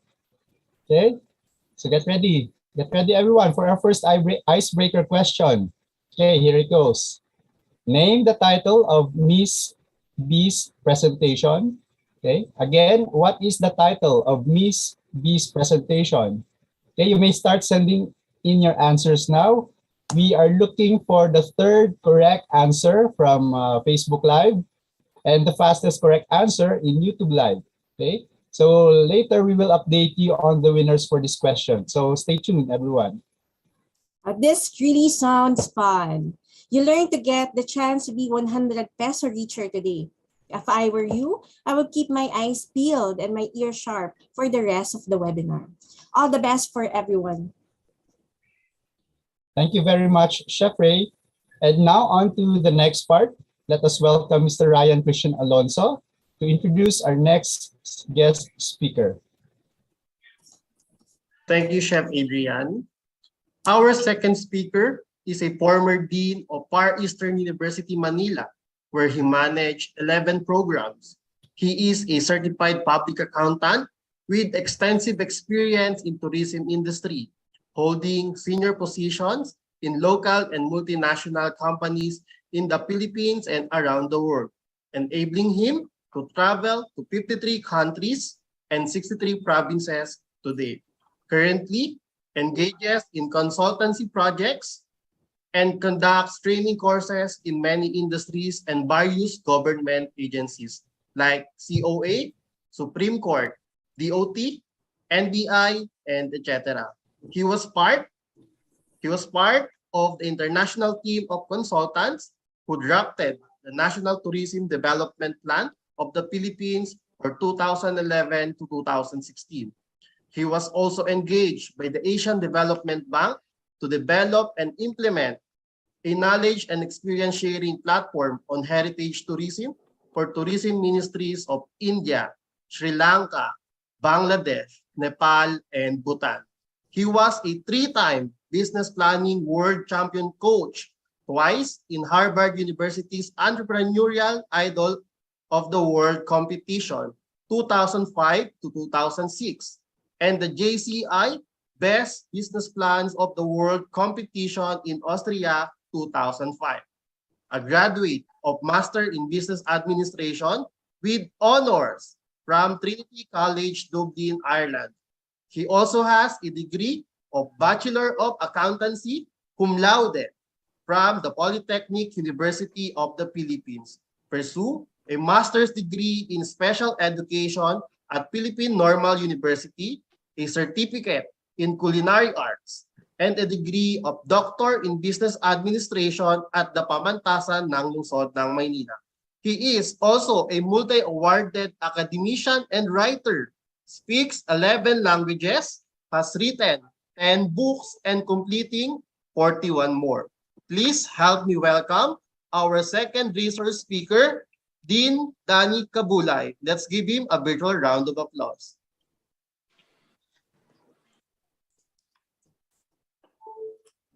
Magandang umaga sa inyong lahat. How is my audio? Is it loud and clear, sir? Loud and clear, Dean. Very good. Let's proceed with the lecture.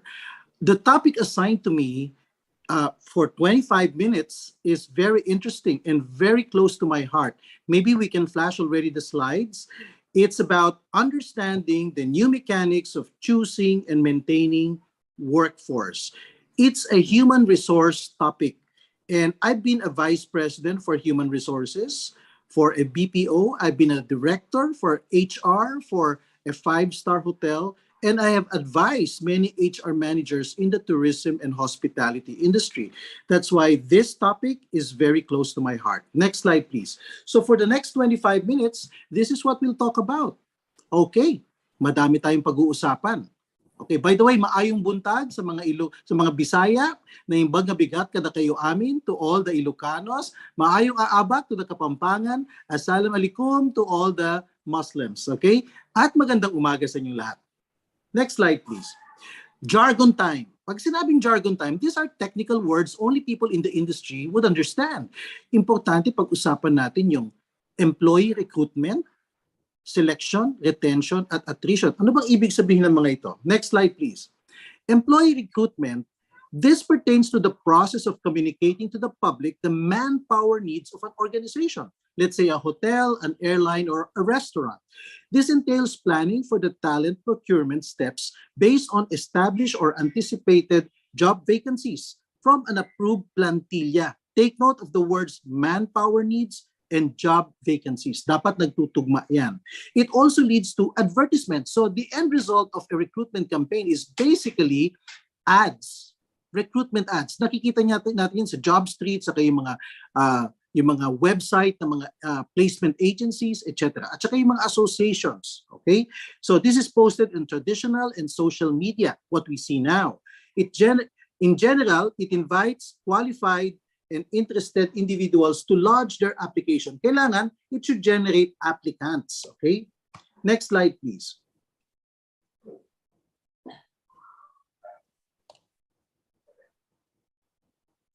Okay. This is an example of an advertisement I got posted in the FB page of the Association of Human Resource Managers of the Philippines, I think 2 years ago. Okay, so something like that. This is a product of recruitment. Okay, so this is what HR departments produce through their art department, and then it should generate applications. Okay, next slide, please. Now, here's another ad. This time it's posted in the FB group, in a very popular FB group, Hospitality Worldwide. Okay, this is dedicated for job vacancies in the tourism industry, particularly in the hospitality sector. So they got a lot of advertisements for local employers as well as global employers or recruiters, okay?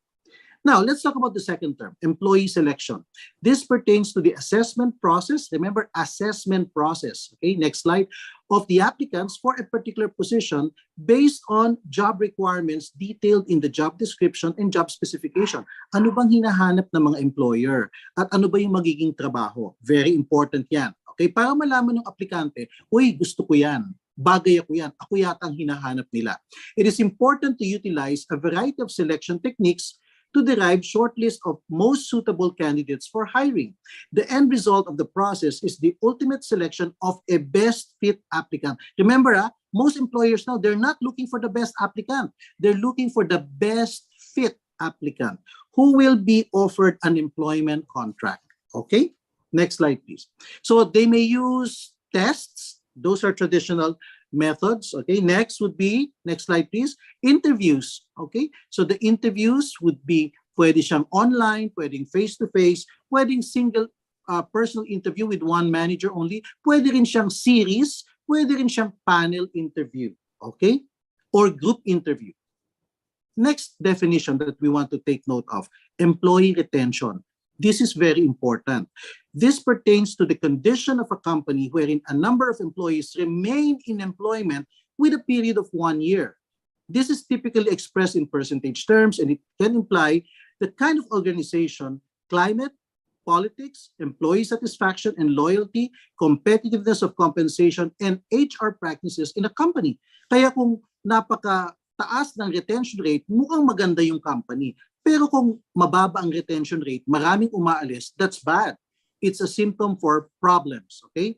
The higher employee retention rate is ideal and preferred. Let's say 90 plus, yan, that's good. Kung 95% retention rate, maganda kung 100%. Ibig sabihin, walang nagre-resign.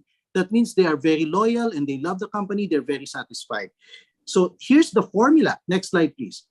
How do we calculate employee retention rate? Here's the formula, number of employees at the start of the year, less all the dismissals, the resignations, and those that you transfer to affiliates on a permanent basis. At the end of the calendar year, then you have a final number. The final number at the end divided by the number at the start of the year multiplied by 100%, that's your retention rate. And this is quite high, not acceptable. So 89% retention rate, hindi na po acceptable yan. Dapat yan mga 90 plus. So malapit na sila sa border. The last term that we will define, attrition. It's the opposite of retention. This pertains to the situation wherein the number of employees at the start of a period is diminished by people who leave the organization for whatever reason, voluntary or involuntary. It is calculated by a formula and the end result is a percentage. A 5% or less attrition is ideal and acceptable, but a 10% attrition may be tolerable still. Beyond 10%, yan na ang hindi acceptable. Okay? So, next slide, please. So, remember this, a higher attrition rate is a symptom of a serious HR or operational problem in the company. Take note. How do we compute that? Next slide, please. This is a sample computation. Dismissed employees, resigned employees, permanently transferred employees, number of employees at the start of the year. So the total number of people who leave divided by the number of people at the start of the year, that is your employee attrition rate. Okay? Acceptable rate ba yan? Yes, 3.98% is the attrition rate. Okay? Next slide, please.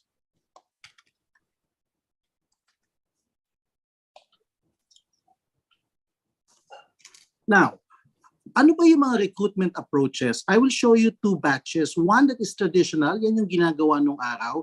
And then now, in the last 3 to 5 years, this is what we've been having. Okay? Traditional po yung newspaper ads. Yan. Ako nga, naalala ko nung bata ko, nagugupit-gupit pa ako ng clippings, no, ng mga ads. No?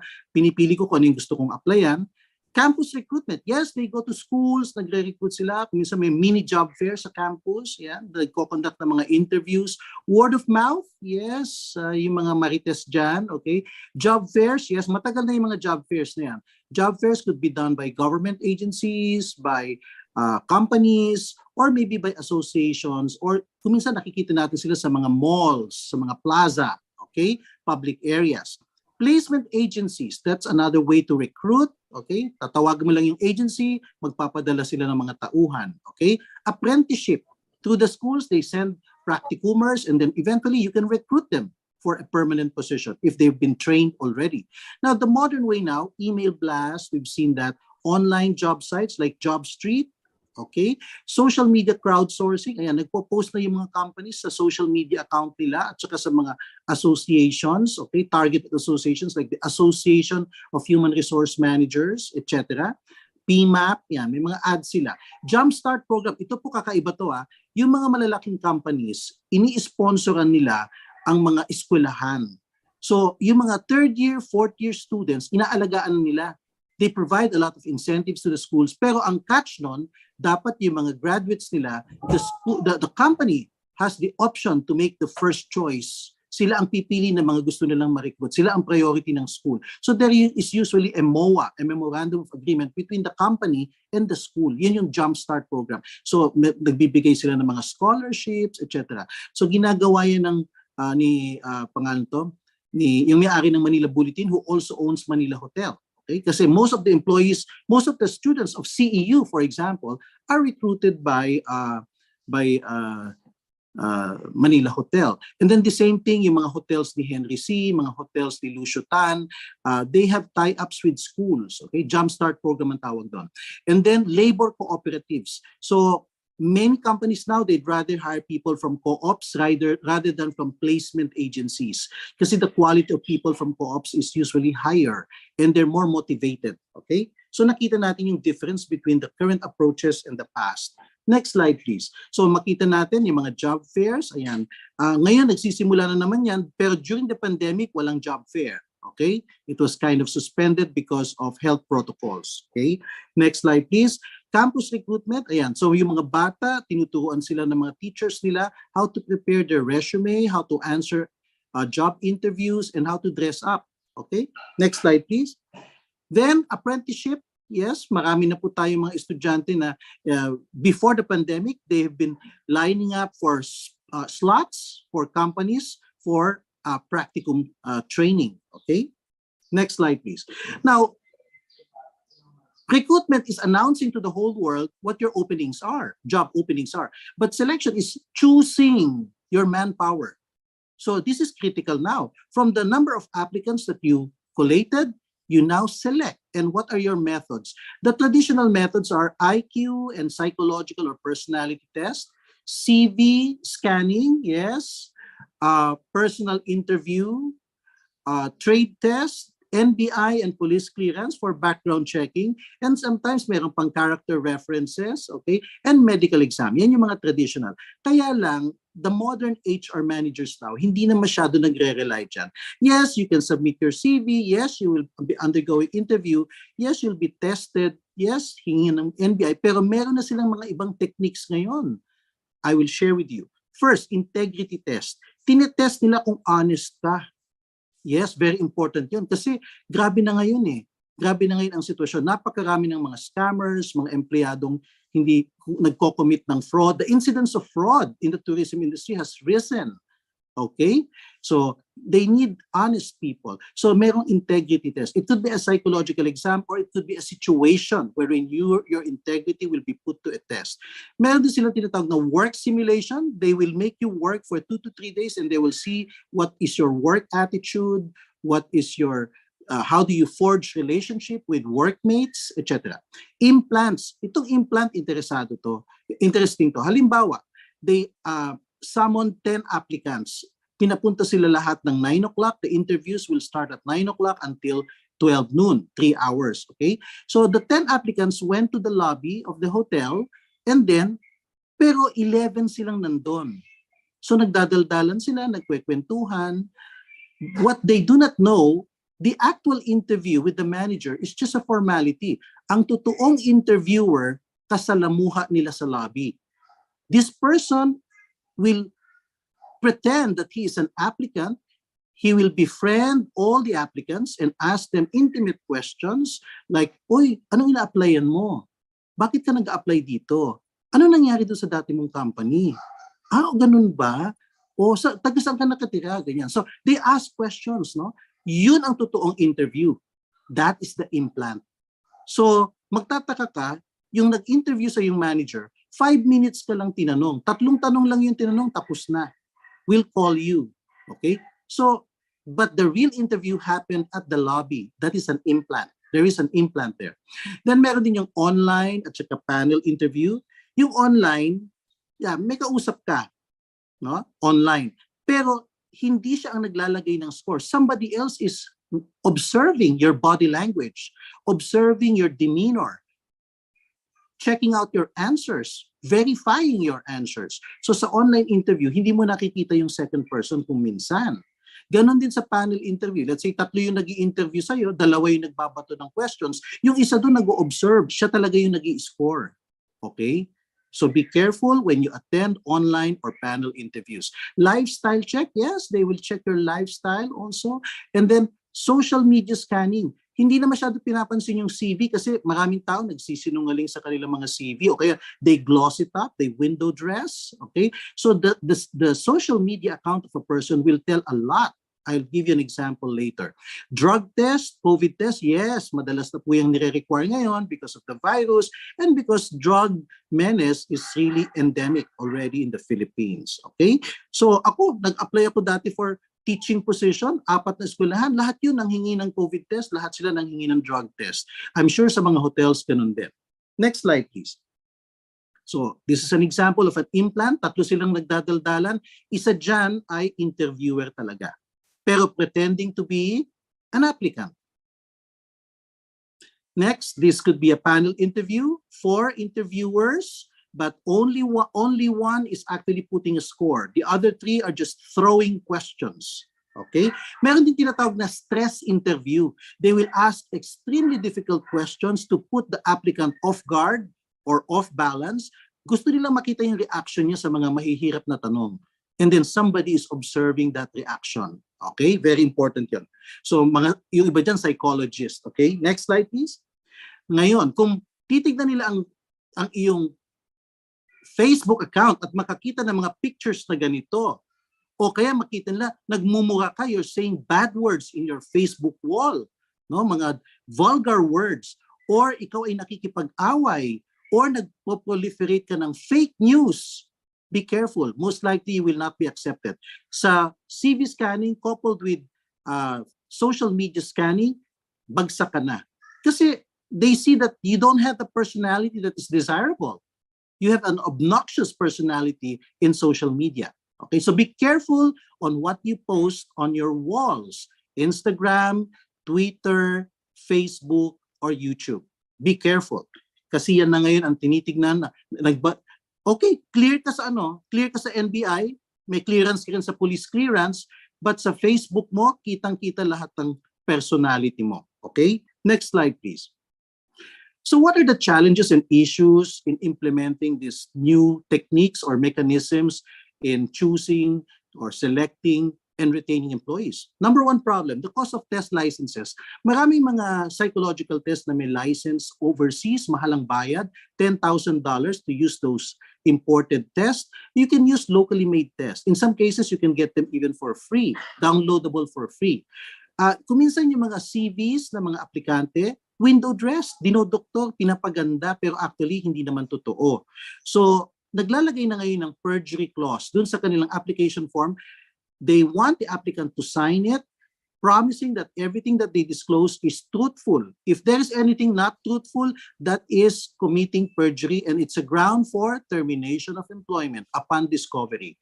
Be careful on what you put in your CVs and application forms. Compensation issues. Yung compensation hindi competitive compared to the other employers. So what you do, dapat merong continuous industry benchmarking para competitive ang salaries and benefits given to employees, to the applicants, no? Skewed or biased interviewing. Yung nag-i-interview, grabe yung bias, okay? Saka hindi appropriate ang kanyang technique. So it's important that we train all managers who will be conducting interviews with interviewing skills. Pwede naman niyang matutunan. Next problem, tampered medical exam results. Kasi marami mga clinics, pag binayaran lang sila ng aplikante, dinodoktor na yung medical exam results. And that is fraud. And you are going to be putting the lives of people in the company in danger if the person has a communicable disease. So what do you do? What's the antidote? Only accredit reputable clinics. Okay? Next, HR staff lacks skill. So masyadong delayed ang processing ng mga papers, okay, nagkakaroon ng favoritism or nepotism. So the antidote there is you should train your HR staff in an intensive manner on integrity, on processing papers, and customer service. After all, the applicants are their customers. Okay? Next slide, please. Para maintindihan natin, majority of the incoming workers now are Gen Z workers. These are people who are aged 25 years old or younger. Okay? Who are these people? They prefer intrinsic motivation rather than material rewards. So hindi sila masyadong na-excite sa pera or mga material stuff. So you have to implement, to make them productive, implement a merit-based incentive program plus acceptance of who they are. Kasi ito masyado silang individualistic. Okay? So that's why many of the BPOs have adopted this early on. That's why they're so successful in their recruitment campaign. Pero sa mga hotels, it's still about to be, becoming the norm, okay, gradually. They hate slave drivers.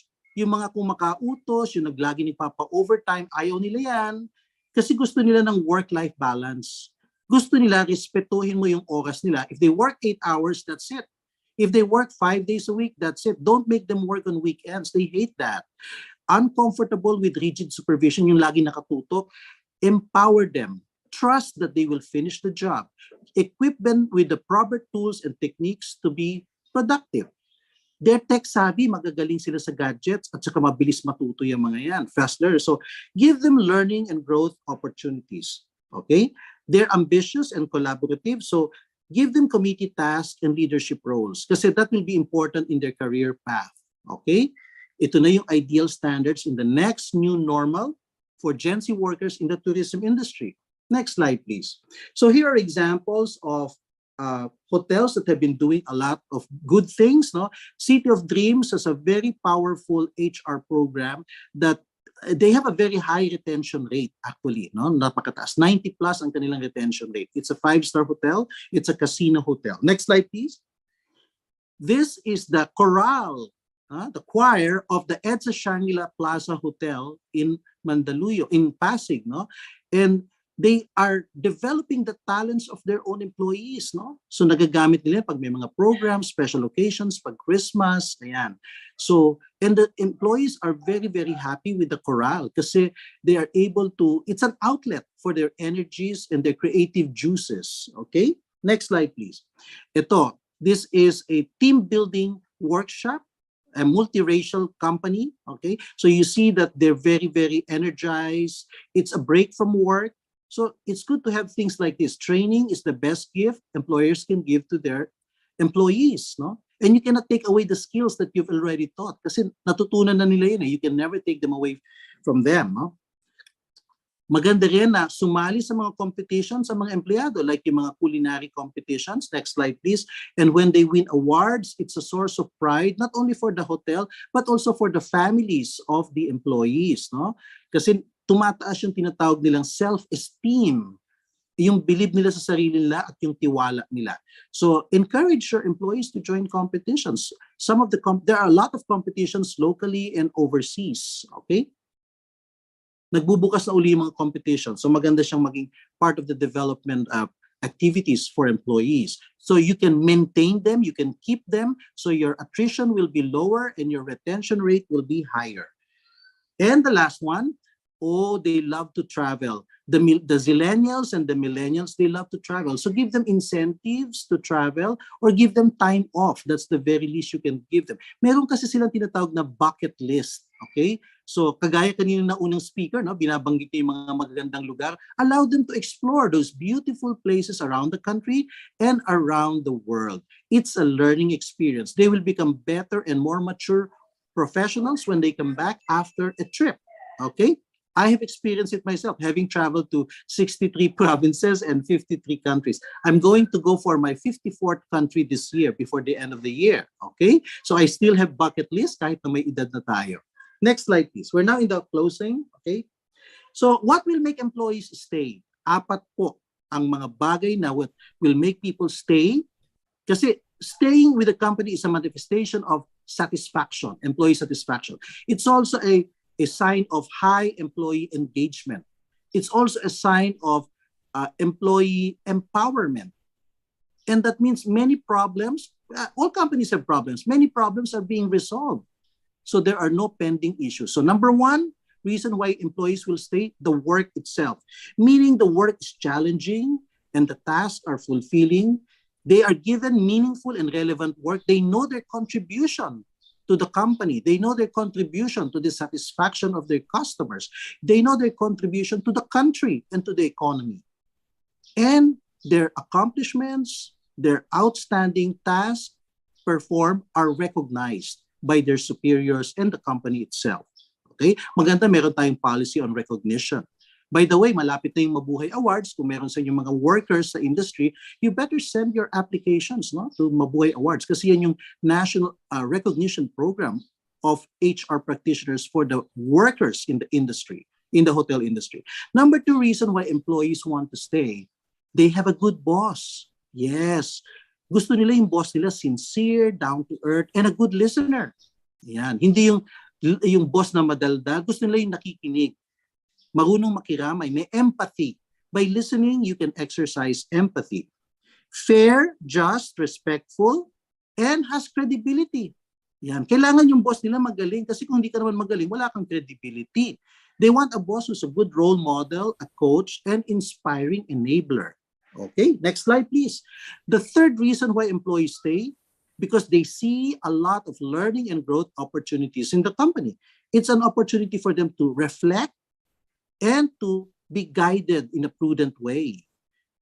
And there are opportunities to travel and get immersed in their work. And they can avail of scholarship and training. The fourth and last reason why employees stay, based on the study that I conducted, appealing career path. They like this, okay? Because every person has a dream to fulfill. So let us be enablers. Let us help our employees fulfill their dreams, okay? And they want to look at strategic movements, maybe moving up the ladder or moving diagonally or laterally, no? Transferring from one unit to another, cross-training. These are strategic movements in their career. And finally, they also aim for financial stability. Gusto nila na tumataas naman yung sweldo nila, competitive naman ang kanilang salary, at magaganda ang benefits. Like for example, yung mga Medicare, yan, yung kanilang hospitalization is taken care of by the company, etc. They love that, okay? Kasi malaking tulong yon. They're able to save on health expenses. Okay, we're now down to the last two slides. Always remember this. In closing, there were two managers that have been talking. The first manager said, why bother train and develop our employees? If they become excellent, they will leave us anyway for another employer. So it's just a waste of money. Let them be as is. Okay na sila. Okay? That is the attitude of the first manager. Now, the second manager quipped and contradicted. He said, training and developing our employees is not enough.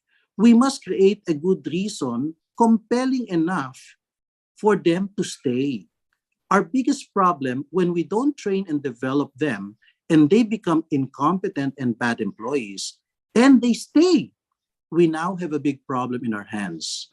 That's why training and development of employees is the best gift an employer can give to his employees. So that's why this talk ends with this conversation of these two managers.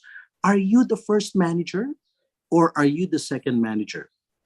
I hope you choose the second one because that's the essence of my talk this morning. Magandang umaga po. Last slide. I'll be happy to answer your questions. Thank you very much. All right. Thank you very much, Dean Kabulay, for such an enriching and very, very clear sharing of your wisdom that is really rooted from your broad experience. No? So if you can remember, not only did Dean Kabulay share advice and suggestions from a perspective of an applicant, but also that of the employers. No? So to those who are watching this morning, to the students who are graduating anytime soon, and to those who are in the hunt for jobs, no, do not forget what Dean Kabulay shared to everyone today. Okay, so you might be able to land that job very soon. Okay, so to facilitate, thank you so much again, Dean Kabulay. To facilitate the questions for our second speaker, may I call in again Chef Ella and Chef Nick to help us with the open forum. Good morning po, Dean. Thank you Good so much. morning. Good morning po. Thank you for the extensive sharing of your knowledge and experiences. It was really eye-opening and inspiring for us. Do you agree, Chef Nick? Yes, Chef Ella. Actually, it is truly enriching to discover the in-depth functions of the human resource department, especially the retention rate. It's just now that I discovered there is somehow a kind of formula in order to determine it. Yes, and it will really make us and aid us, be better managers also. Dean, we have a few questions here. First po, how could we motivate our workforce despite the challenges of the COVID-19 pandemic to avoid attrition? Actually, yung last two slides ko encompasses the answer to that. Apat lang naman, make the work interesting. Kasi ayaw ng mga zillennials o Gen Z ng boring na trabaho. Lalayasan ka talaga nila. Kahit na hindi ka taasan ng sweldo, kung maganda, nag-enjoy sila sa trabaho nila, they will stay. Pangalawa, dapat yung boss mo very understanding. Ayaw niya ng salbahe na boss. Okay? In fact, there is a survey in America, in the US, and in Europe. The number one and the number two reason why employees leave because the work is not interesting and the boss is mean o salbahe.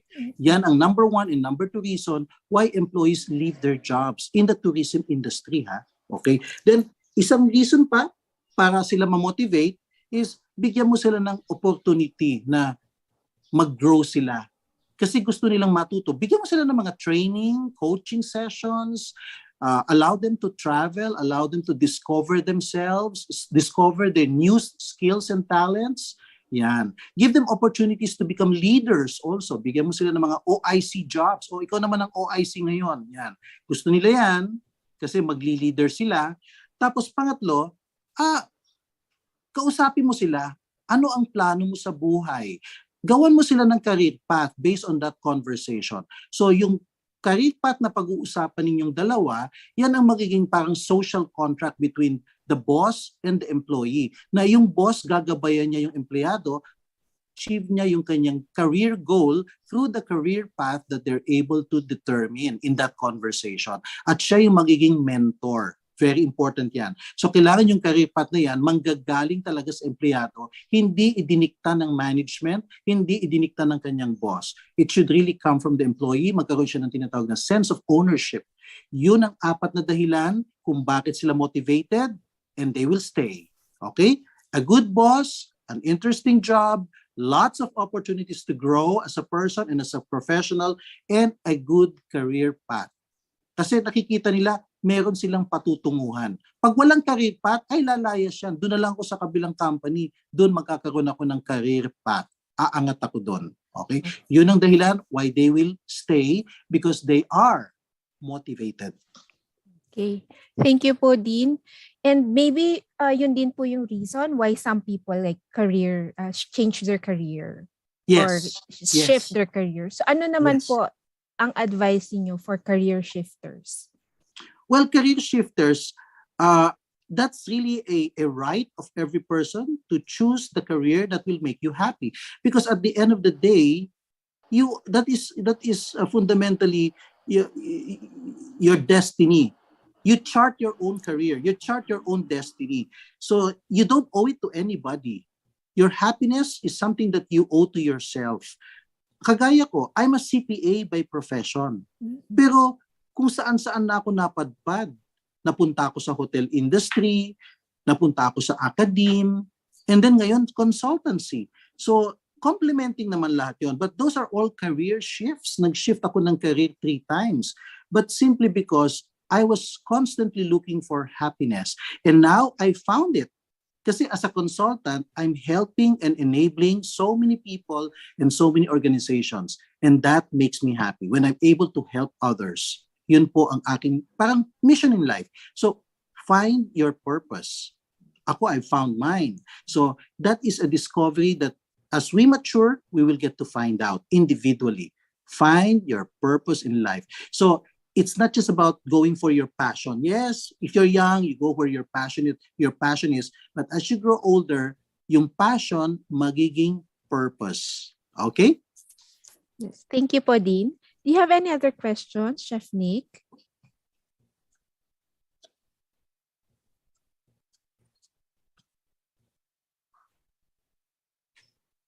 Hi. Yes. Good morning, Dean Danny Kabulay. Good morning. Yes, actually, we have a question from Richard Calma. Okay. What are the most important considerations when choosing a job?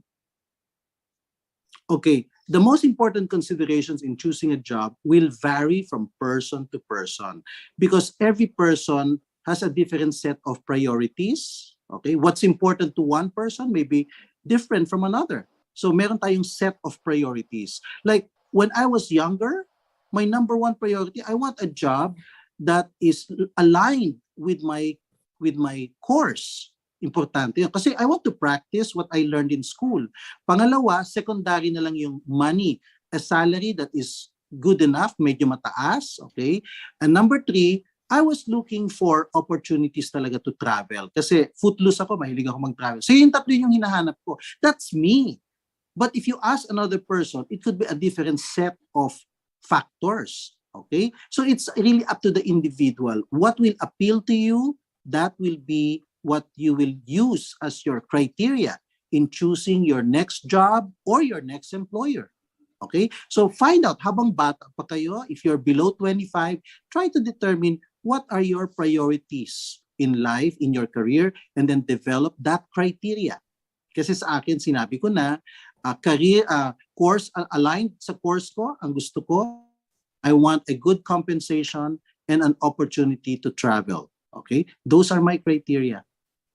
Wala pa nga dun yung matinong boss, di ba? Kasi later on, nung nakatikim na ako ng salbahing boss, aba, importante pala yun. Kasi nagkaroon ako talaga ng employer, 3 months lang, nag-resign ako. Oo, I was employed in this multinational company. Salbahe yung boss ko. 3 months nag-resign ako, hindi ko kinaya. Okay? I was very young at the time. I was 20 years old. Okay? So again, nag-start na akong mag-revise ng aking criteria, ipinasok ko na yung relationship with the boss. Importante pala na yung boss mo, kasundo mo. Very important yan. Naging number 1 na siya. Okay? Number 1 siya. Tapos secondary would be what I enjoy doing. I should enjoy the work. And number 3, compensation. Number 3 na lang yung compensation. Yung travel, naging bonus na lang yun. Okay? Yun po. So again, it will vary from person to person. Thank you, Chef.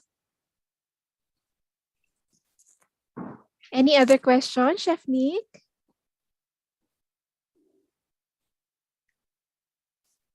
Hello, good morning. In behalf of Chef Nick, I have a question here because I believe Chef Nick is having a hard time with his connection. So can I throw this question to you, Dean Kabulay? Hello, by Yes the way. po. Yes, sir. Go ahead.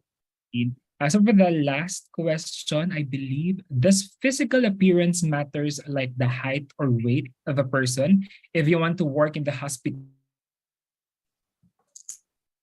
Okay, that's a very good question. Kasi during my era in the 1980s and 1990s, it was a big factor. Talaga ang hinahanap nun, matatangkad na mga lalaki, matatangkad na mga babae. If you're 5'7" like me, you have no place as a frontliner. Kasi ang mga frontliners nun, 5'9", 5'10", 6-footer. Sa mga babae, 5'4" and above ang hinahanap nun. Tapos mga may itsura, makikinis ang balat. Yan talagang hinahanap. Kaya hindi ko alam kung paano ako nakapasa. Pero ako ang pinakamaliit. Pero hey, ako yung manager. Okay? I was the manager. So I'm the one. So pag nag-uutos ako sa mga staff ko, nakatingala ako kasi ang tatangkad nila. Okay? So ngayon, but now, that's a very good question. In this modern day and age of inclusivity and diversity management are the buzzwords in management, hindi na masyado binibigyan ng pansin. Kasi even the quality of the skin, that can be improved in a matter of 1 month. Gumamit ka lang ng magandang sabon, gaganda na yung kutis mo. Di ba kaya meron yung mga Korean products? Okay? Yeah, that can be addressed. Yung height, hindi na yan masyado Kasi I can see a lot of short guys and short girls in the front desk or even as waiters, no, or F&B staff or housekeeping na maliliit. Because at the end of the day, you know what they're recruiting now? Dating nire-recruit nila magaganda, matatalino, magagaling magsalita. Ngayon hindi po. Ang tinitignan talaga ng mga employers ngayon, attitude. Number 1 is attitude. You've got to have the right attitude. Walang kwenta yung napakagwapo mo, napakaganda mo, pero ang sama ng ugali mo. Hindi ka magtatagal. In less than 3 months, yung mga kasamahan mo mismo, ipipetition ka. You will be the subject of gossip, and then your appraisal will be affected also. Hindi kang papasa sa probationary period. Ipoprotesta ka ng mga kasama mo. So you've got to be Mr. and Miss Congeniality. You've got to be a nice person. After all, we are in the people business. Tourism and hospitality is people business. It's about being nice to people where kindness is the currency. Okay? That means yan talaga yung passport mo to move up and to move around. Okay? So ugali, tinitignan talaga yan. Okay? So, saan makikita yung ugali? Makikita ba yan sa itsura? No. Ang ugali ng tao, makikita yan sa pananalita, sa kilos, at saka yung mga intentions mo. Yan, makikita yan. So, output mo, makikita. Pag hindi maganda yung output mo, yung report na sinabit mo, madumi, etc., dugyot, o kaya lukot-lukot, o kaya late ka mag-submit, it speaks a lot about your attitude. You have no respect for your boss. You submitted your report late and it's not a very neat report. It's a very disorganized report. It speaks a lot about your integrity, about your quality consciousness. Wala kang pagpapahalaga sa quality. Importante yun sa tourism, quality. Quality service nga, di ba? Meron tayong concept ng internal and external customer. I think you know what I mean. Okay? So yun po, attitude is the number 1 priority of employers now over looks and intelligence. Hindi kailangan ng mga geniuses o ng mga Miss Philippines dito, no, hindi na hinahanap. Okay? Thank you for that, Danny. Also the professionalism of the people, no, you work around, Yes. acceptance ng diverse culture in within the workplace. That's very important din po. Thank you for that, Chef Ella. Thank you, Sir Lito. Thank you so much, Dean. We have so many other questions around here, but we have to end po. And thank you so much for leaving the your words that are integrity, quality, and at the end of the day, being nice will get us through the workforce. Thank you so much po, and back to our host. Okay, once again, thank you, Gindani Kabulay. I have learned so much from your expertise. Chef Ella, Chef Nick, Sir Dito. So to award the certificate of recognition to our second speaker, may we call on Ms. Clarissa Halili, instructor at Laguna State Polytechnic University. Thank you, Chef Ray. A Philippine Women's University School of Hospitality Management, Manila, Philippines, presents the Certificate of Recognition to Dean Danny Kabulay for sharing his time and expertise as a guest speaker during the Philippine Women's University School of Hospitality Management webinar entitled Recover, Revamp, Restart, Issues and Trends in the Tourism and Hospitality Industry, given this 15th day of October, year 2022 at the Philippine Women's University, Taft Avenue, Manila, Philippines, signed by Dr. Angelina U. Blanco, Subject Professor for Advanced Human Resources Management and Advanced Menu and Food Safety Management, Dr. Rainier T. Perez, Subject Professor, Current Issues and Trends in Tourism and Hospitality Management, and Dr. Ephraimwell Jose L. Abellana, our Dean, Graduate School of Hospitality Management. Back to you, Chef Ray. Okay, now we would like to request a photo op with Dean Danny Kabulay and the committees as a remembrance of today's very important event.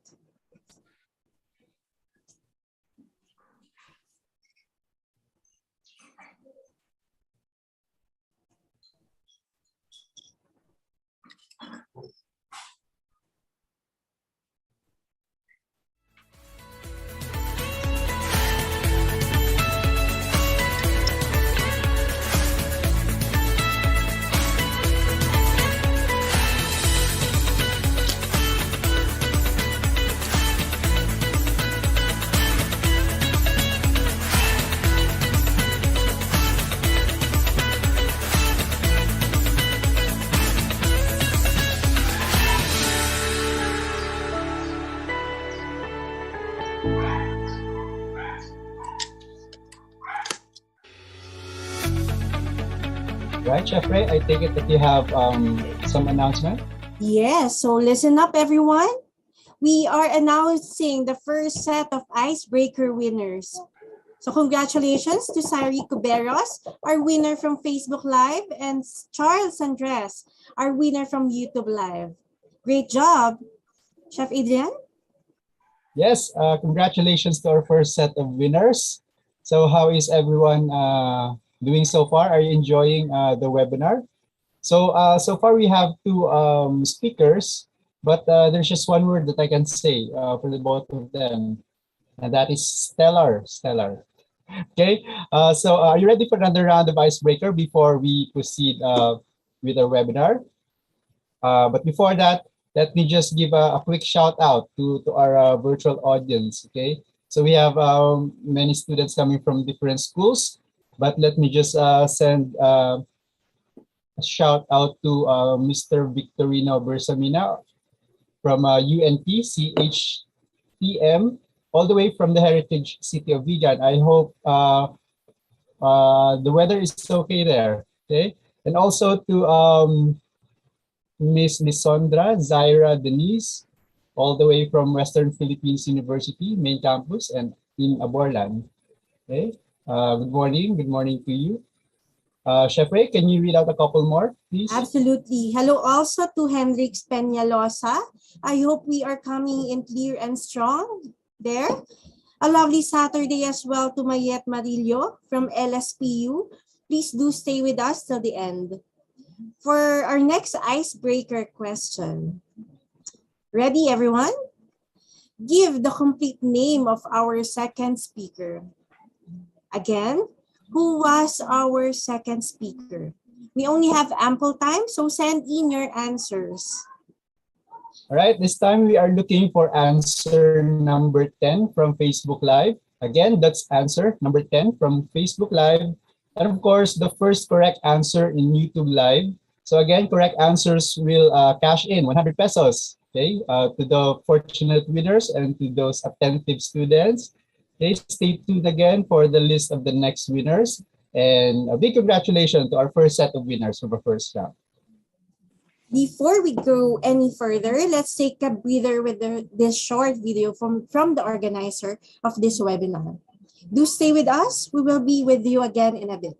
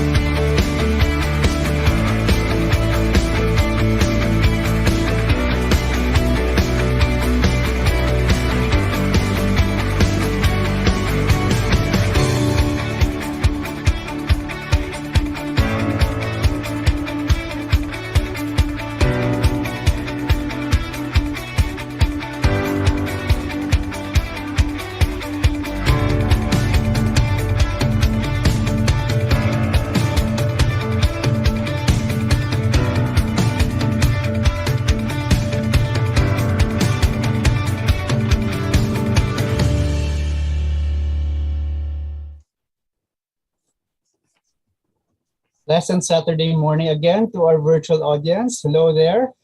Are you ready for more learning? Okay, and now to meet our third guest speaker, let us welcome Miss Eve Mantilla. She is a lecturer at STI College Novaliches for the introduction.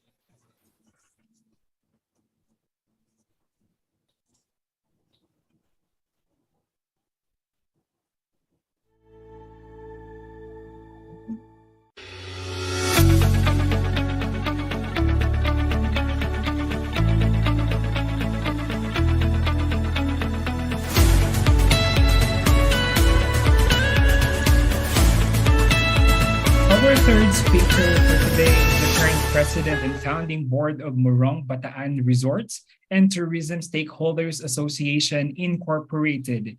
He also served as managing consultant for resort and hotel operations and management Allure del Sur Ventura Development Corporation in Morong, Bataan.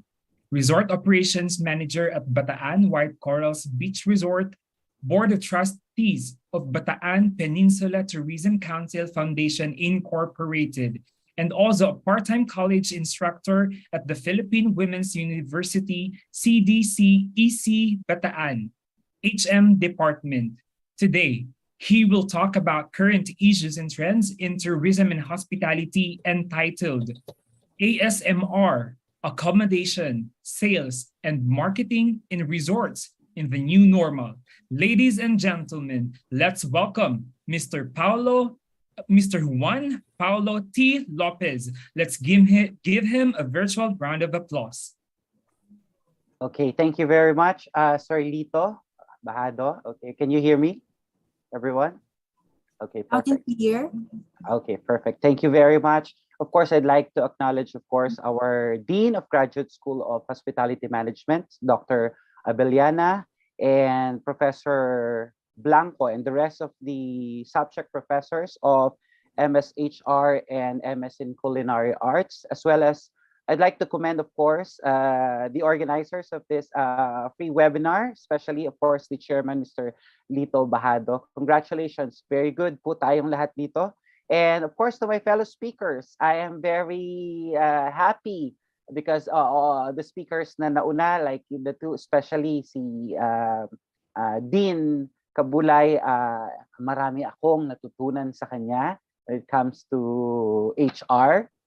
Of course, I'd like also to acknowledge, I think, the presence of some of the members of MBRTSA, or the Morong Bataan Resorts and Tourism Stakeholders. So they are present here in our webinar, as well as some of the Bataan Tourism Stakeholders, invited students, especially I have students who are also present here from PWU, CDSEC Bataan, and my THM, or Tourism and Hospitality Marketing students, are also present here today. The professionals and practitioners and some other students all over the Philippines. Some are locals and international guests are also here. So again, good morning and mabuhay.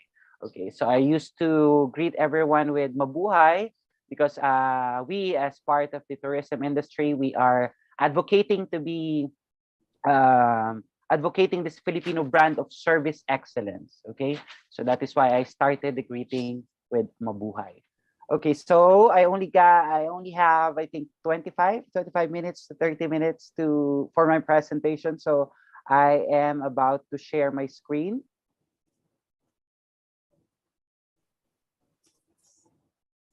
Can I have the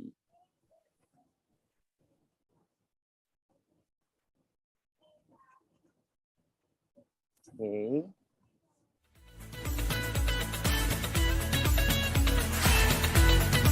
So let's check first. Am I authorized to share my screen now? Okay, I can see it.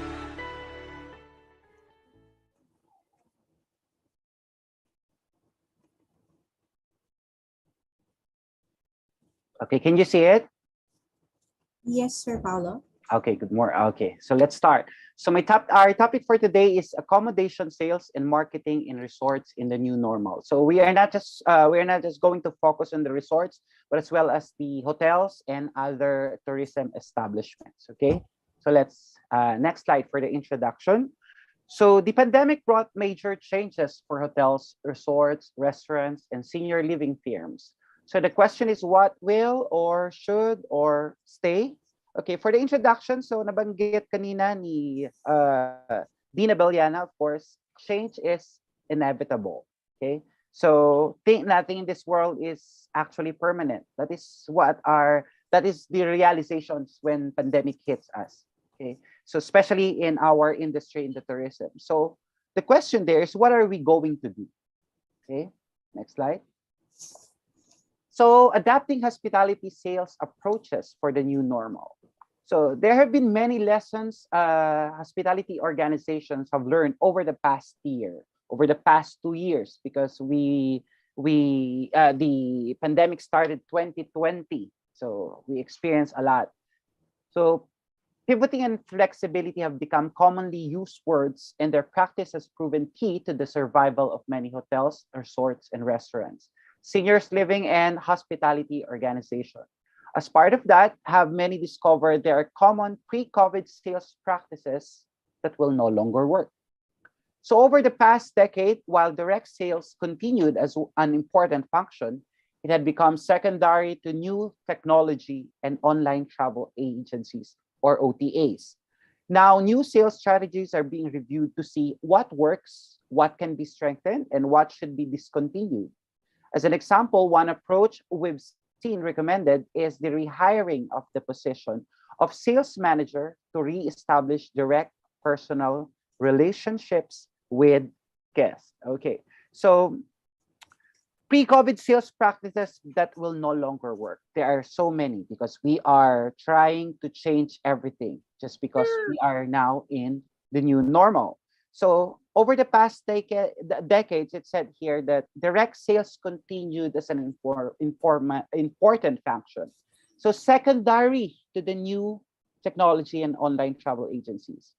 So that is why there are a lot of systems introduced to us. So OTAs are number one because we are now into changing the normal way. So later we will be discussing, okay, that's why most of the resorts now or hotels are now not accepting cash payments. Even the other industries are doing that, okay? So we are going to look for the new processes. Okay?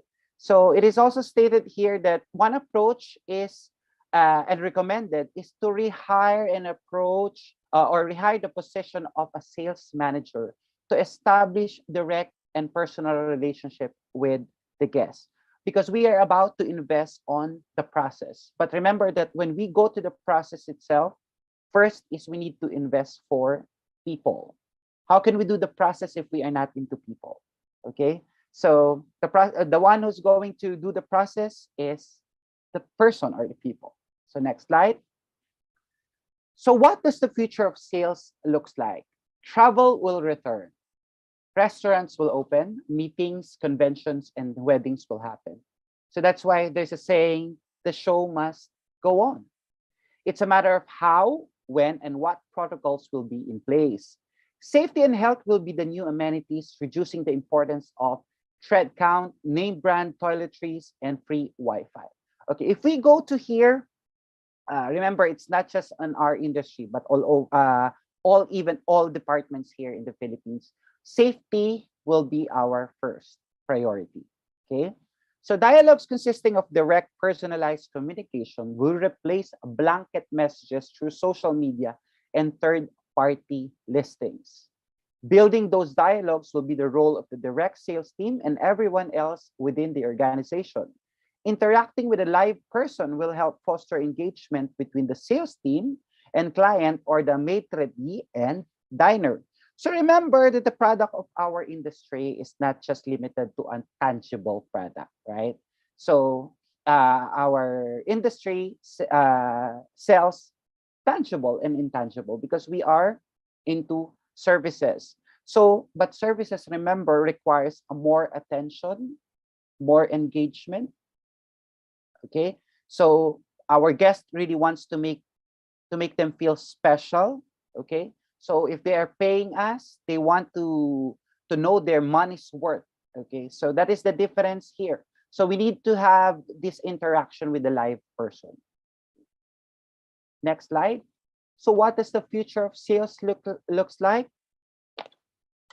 So what do some of these new sales practices looks like? How do hospitality organizations use them to thrive?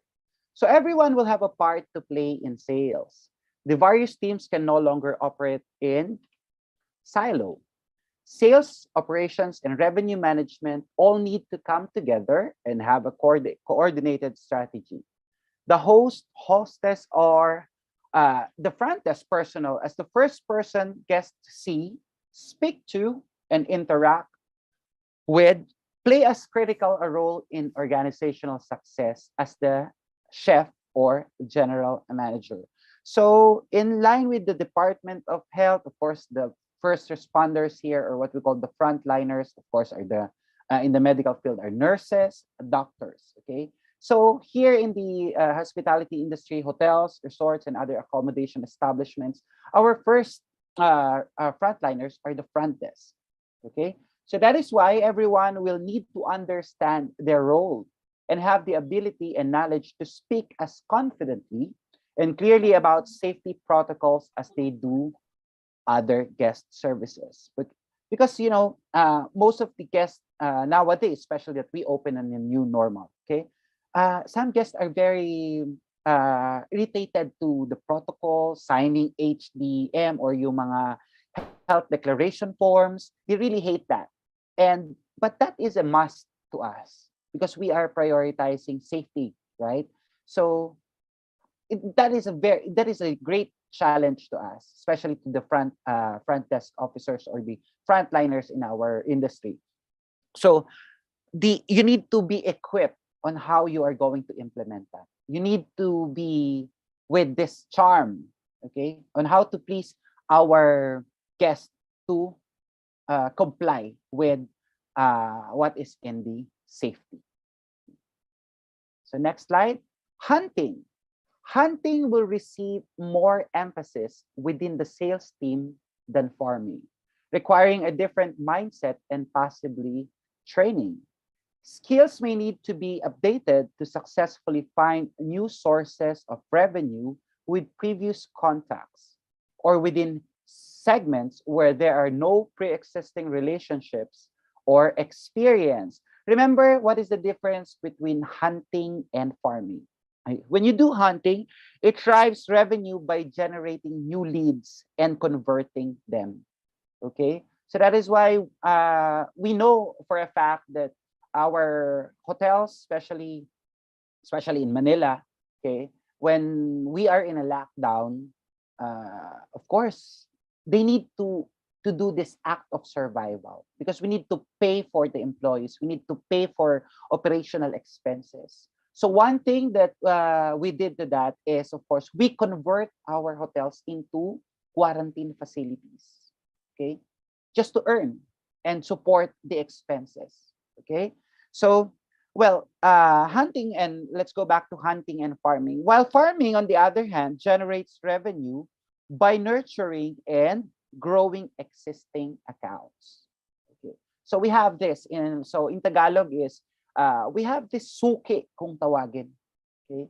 So when we have these regular customers, we know for a fact that we can survive. But when we are hit by the pandemic, it's not just enough because most of our regular customers will no longer be there. Okay, so me as an operations manager of the resort, when 2020, after 2021, when we are trying to go back to normal, or we want to have this new normal, a lot of corporate accounts are telling us that company outing, team building is not their priority for now. Okay, so imagine how many millions, okay, ang mawawala. It's just because it's not their priority. Okay? But nowadays, of course, going back to normal by having this kind of new normal, people are very eager naman to do this, okay, because they really miss to go outside. Okay, so let's go here. Specific skill updates may require becoming reacquainted with detailed capabilities of your customer relationship management system to reawaken old relationships, or learning online research tools like this, okay? The Zoom, the LinkedIn, okay? So remember the power of technology. So we are, most of the time, I remember when I was younger pa ng konti. So we do marketing when we are about to visit companies, do presentations, do PowerPoint presentations. But nowadays, it's just in our hands. We just need to invest in technology. So we can see that there are a lot of SEO or social medias that have this kind of promotions, okay? So we can sell things using Facebook. And now I can see that even TikToks, they are also selling items there and services, of course, of any. So let's go to next slide. So closing business will require customized and flexible contracts, able to accommodate the new normals, unknowns, and changes such as varying travel restrictions, quarantines, and the hospitality organizations, openings or closings. Trainings and empowering sales managers and their teams to respond to divergent and changing guest needs will foster a sense of comfort and trust. So let me just share a story to you. So because I attended a committee meeting, I think last week, okay, discussing what will be the requirements of visitors coming here in Bataan. So as mentioned earlier, part of the sales is the technology. Okay, so when we experience pandemic here in Bataan, just like in Baguio, before you visit that, you will be registering to this particular app. And that is also well practiced here in Bataan if you're going to visit. This is called Visita app.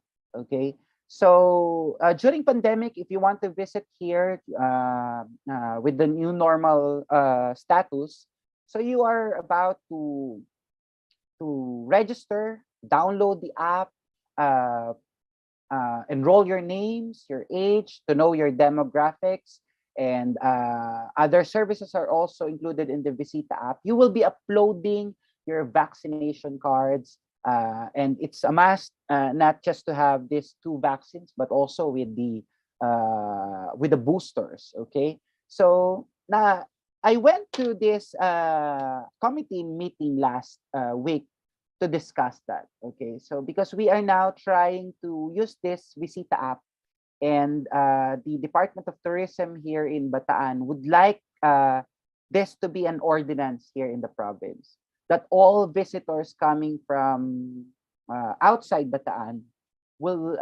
is about to register first before you enter the province of Bataan. So there are a lot of questions pa on how are we going to deal with this, because of course on the side of the tourism industry or tourism stakeholders, the question here is, oh, we are about to pay again for the penalties if we do not follow these new protocols, because protocols sometimes is a big question. Okay, so we can see that nowadays we are also removing the use of mask. Okay, it is no longer mandatory. Okay, before we implemented the face shields. Okay? So here we are trying to negotiate with the government of Bataan, because we don't want to lose this chance of selling our accommodations here. We don't want to lose the sales. So we want this protocol to be implemented, but we want this app to be user-friendly.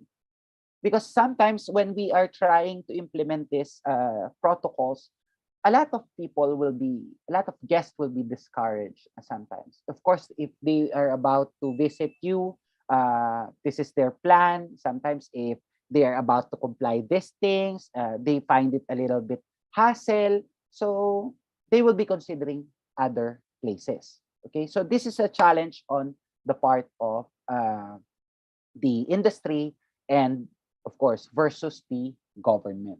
Okay, so here multiple delivery channels will remain the new norm. Pre-COVID, many restaurants hadn't offered or even considered online ordering, takeout, delivery, direct or through third parties, so or curbside pickup, because dining rooms and lounges were already busy. So post-pandemic, there's an opportunity to learn from and leverage those new delivery channels and that offer increased guest convenience and safety. So multiple delivery channels. Later, we will be adding that. Okay, so that is why during the pandemic, of course, everybody knows this, the Grab, the Food Panda. Okay, so they are the third parties. Jollibee, Jollibee, McDonald's, they do deliveries on their own.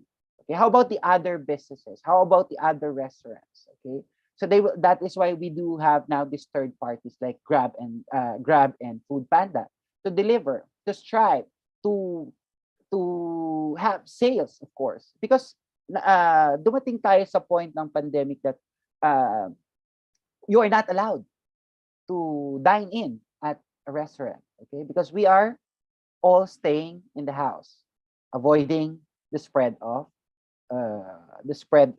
the virus. So when I'm sure everybody knows the issue of the lugaw before. It's the delivery of the lugaw in a subdivision in Manila. So they are saying that lugaw daw is not a necessity. Okay, so I'm sure you heard that before, the delivery of lugaw.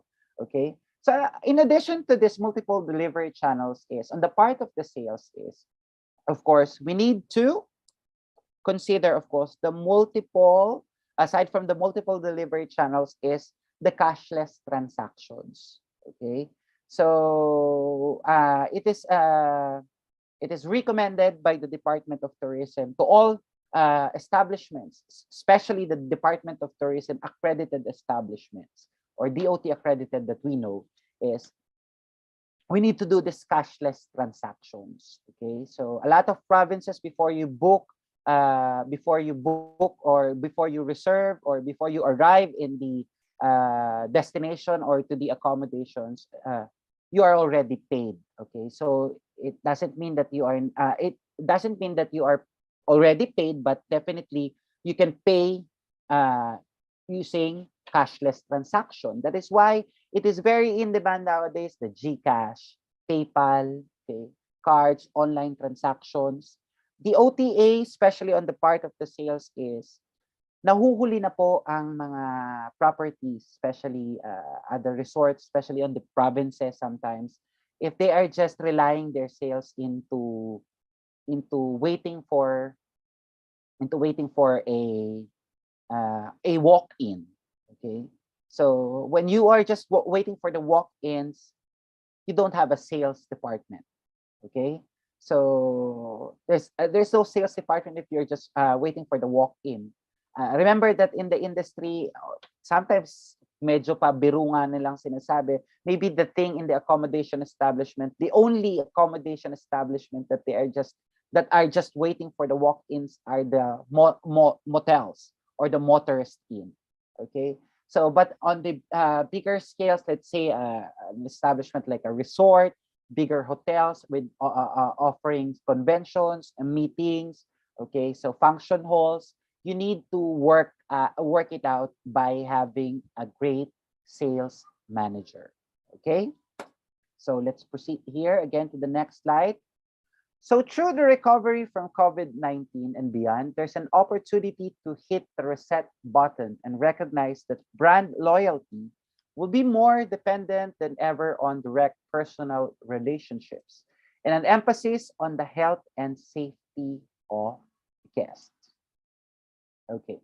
So moving on to the lodging revenue strategies in the new normal. So medyo umiikot-ikot lang din ito dun sa mga una nating nabanggit, but we will be discussing this again. So lodging revenue strategies in the new normal, COVID-19 effects on the hospitality industry have been widespread, shutting down properties and reducing travel and leisure across the world. That is not a question because it really happened. So wala na tayong magawa sa mga ganung bagay. So all we need to do is to make sure that we can revive this, okay? So lodging businesses who have been impacts of the pandemic hitting their bottom line should strive to emerge stronger and better prepared after COVID-19. As travel came to almost a complete pause, many hotels and resorts were forced to suspend operations. Now is the time to revisit the approach for a changing business landscape as the industry moves forward towards recovery. Okay, let's go to the next page. So following our strategies to revenue management and financial recovery that will be important for launching businesses to consider. So first one is consider a long-term pricing strategy for your particular property. Rethink your marketing strategies, launch a campaign to rebook canceled reservations, and don't underestimate the importance of business intelligence and data and trends. Okay, so let's go for consider a long-term pricing strat for your particular property. Soliciting demand by drastically reducing rates may not be sustainable in the long term and may impact your brand and positioning in the market. So this is actually true, of course. You just don't need to reduce your rates to be competitive, okay? So because you are trying to what do you call this? When it comes to your brand and positioning in the market, how can you sustain on that if you are just trying to be very competitive? If you heard that the rate of that particular neighboring resort is just 5,000, so just for you to compete that, knowing that you are long way compared to that property, so you just can't do reducing rates, okay? So rate recovery is essential to regaining profits lost due to property closures and declines in travel.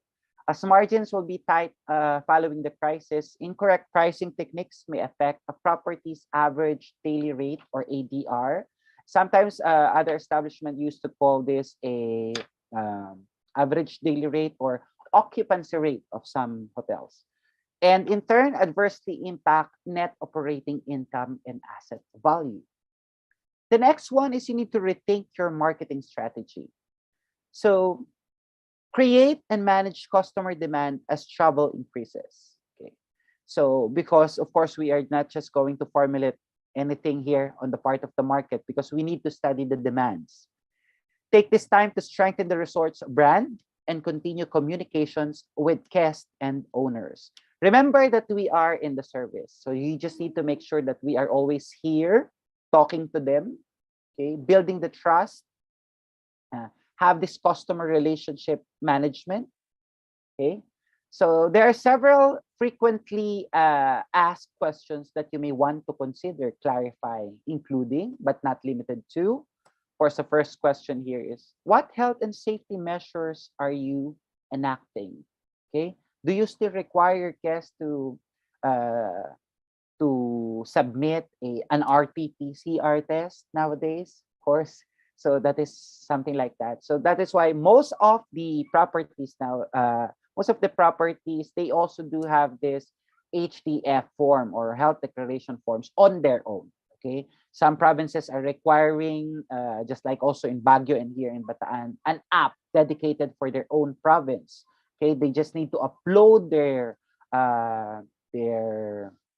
vaccination cards, and if you are about to leave the country, you just need to present your DOH vax cert. Okay, so you just need again to upload your vaccination cards and submit it to DOH, and they will verify it, giving you a DOH vax cert, and then you can go and travel outside the country. So another question here is, does the property offer flexible, ito magandang magandang tanong po ito, offer flexible reservation changes or cancellations in light and unknown future? Okay. Even like may bagyo na traffic, namatayan or whatsoever. So remember, that is why OTAs, just like Agoda, Booking.com, TripAdvisor, and many more, Klook, okay, as what Miss B said earlier. So we do have this flexible reservation changes. You have the option sometimes, you can see in the Agoda that you have the option to pay at the property. Okay, so you don't need to pay if you did not arrive at the property. So you just need to pay when you arrive at the property. That's another option. That is a very great reservation option of the property. So are you into refund if in case that any fortuitous event happened?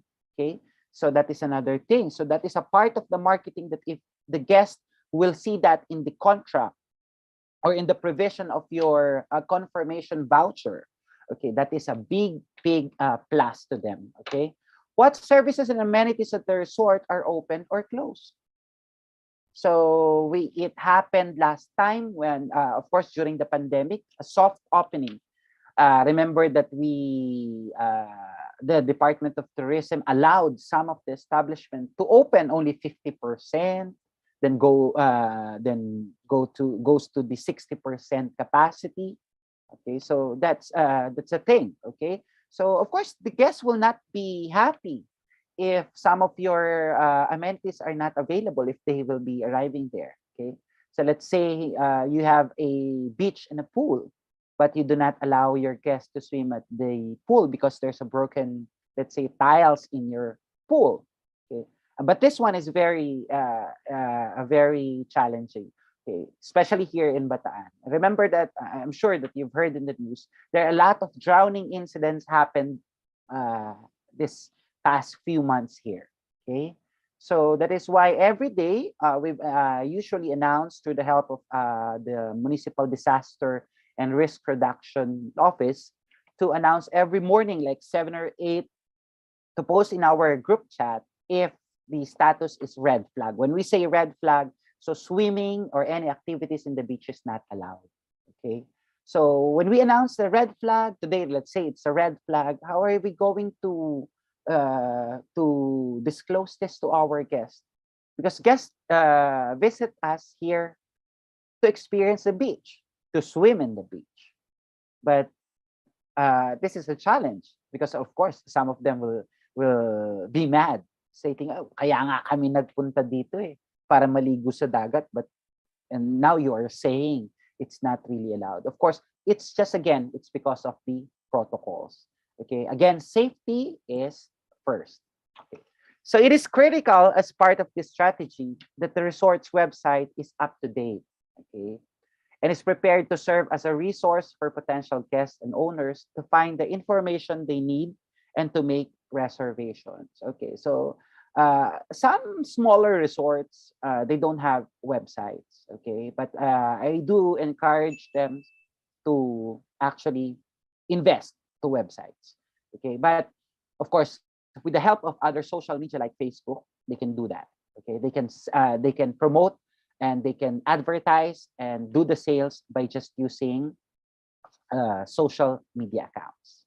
Okay, so launch a campaign to rebook canceled reservations. So one way to potentially generate a new reservation is to launch an email campaign to those travelers who had to cancel reservations during the height of the pandemic. So just like the airlines is doing, of course, there are a lot of canceled flights during the pandemic, okay? So kaya nga yung iba dyan, of course, yung mga binayad nila, hindi man nila ma-refund, but definitely it goes to their travel fund.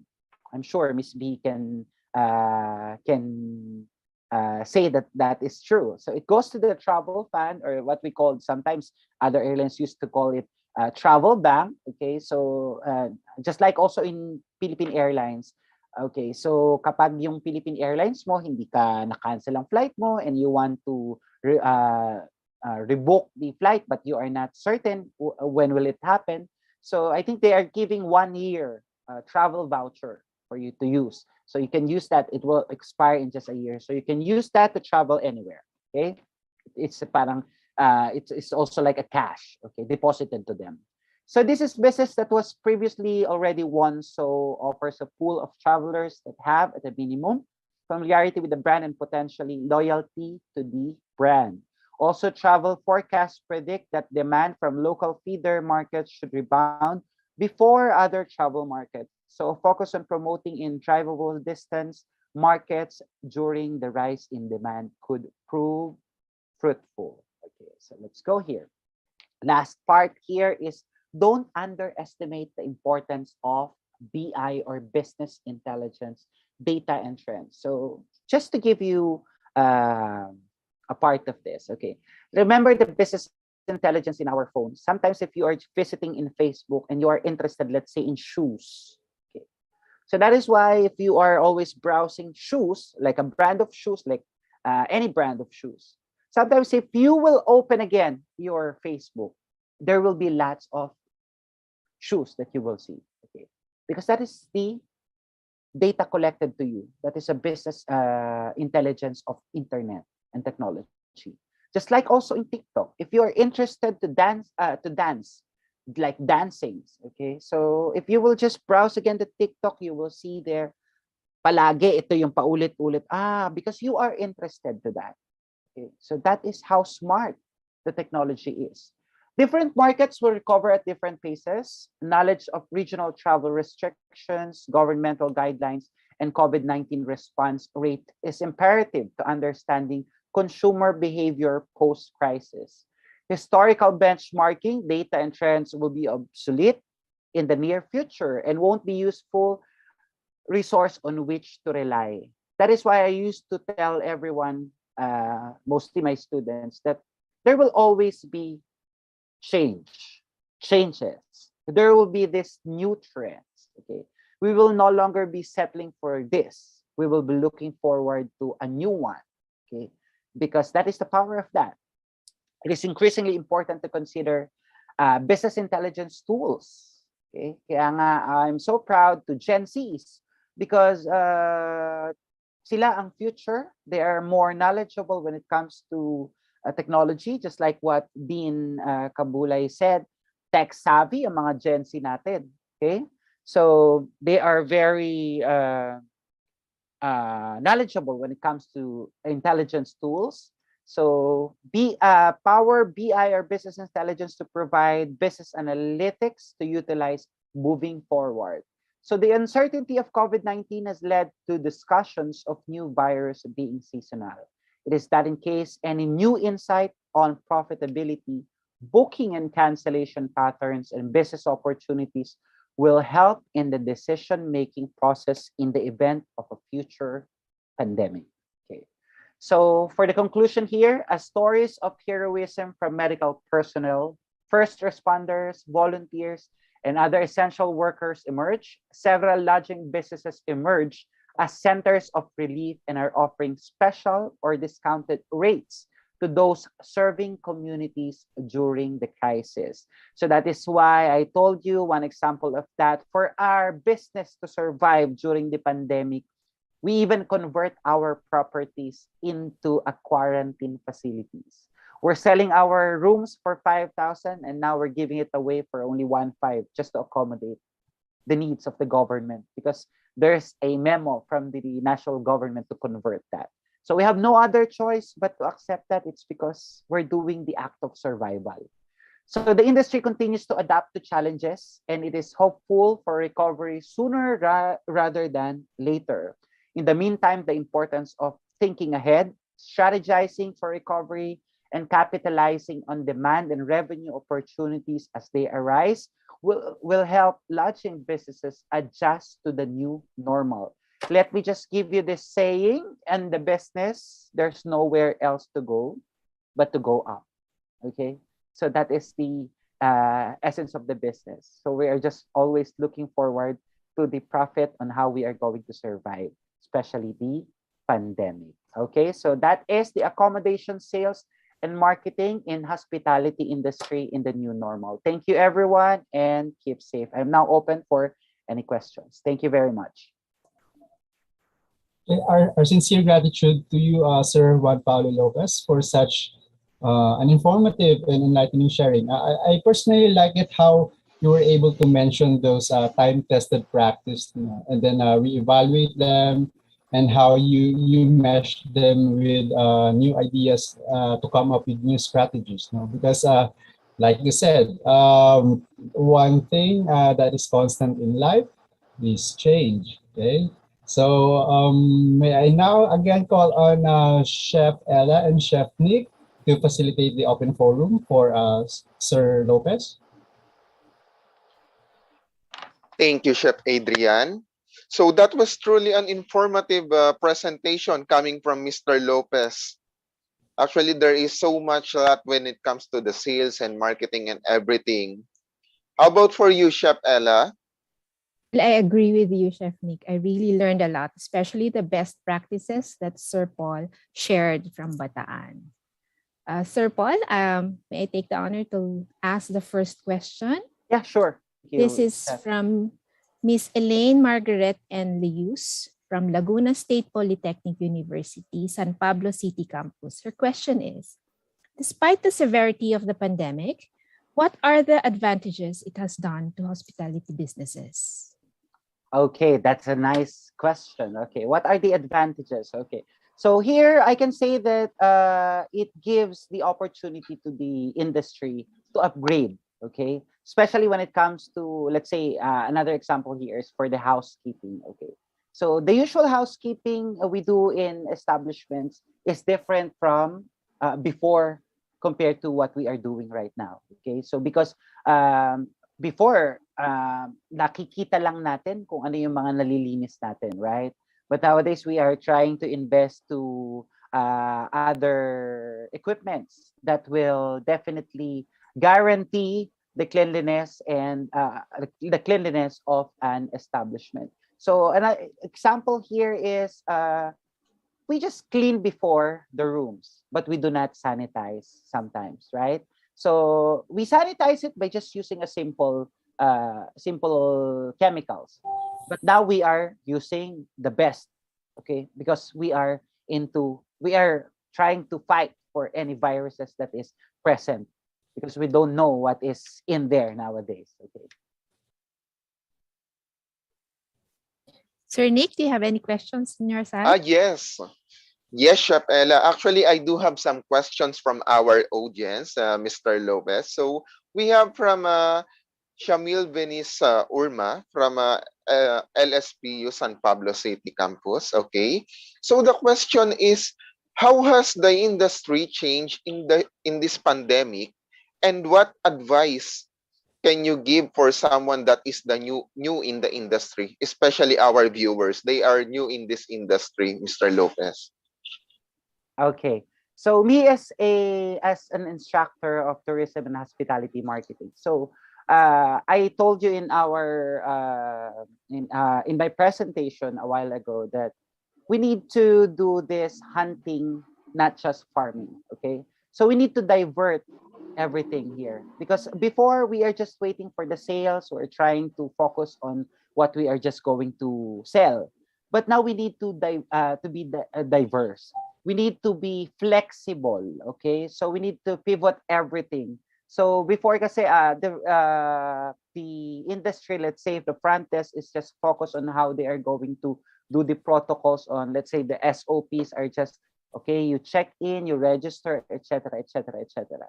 Okay, so here you need to be equipped with knowledge. So you need to work with not just with the one department, but you need to coordinate it to all departments like the operations, the sales, including the government protocols, because that is an additional job to us. Okay, before kasi we don't mind because we have this manual on how we are going to perform our duties and responsibilities in the industry. But now we need to incorporate everything. So we need to follow what is the new memorandum of the DOT, the new memorandum of your local government. So medyo nag-iiba-iba. So we are not uniform into this. That is why I'm trying to connect myself to government. It's because just like this is just a story like in Cebu. Cebu, sila yung nanguna eh, na, hindi na kami magmamask, hindi na kami magaganyan, kasi ganito, ganyan. Which is, I think, the critics is always there, coming from the national, nauna pa sila sa national.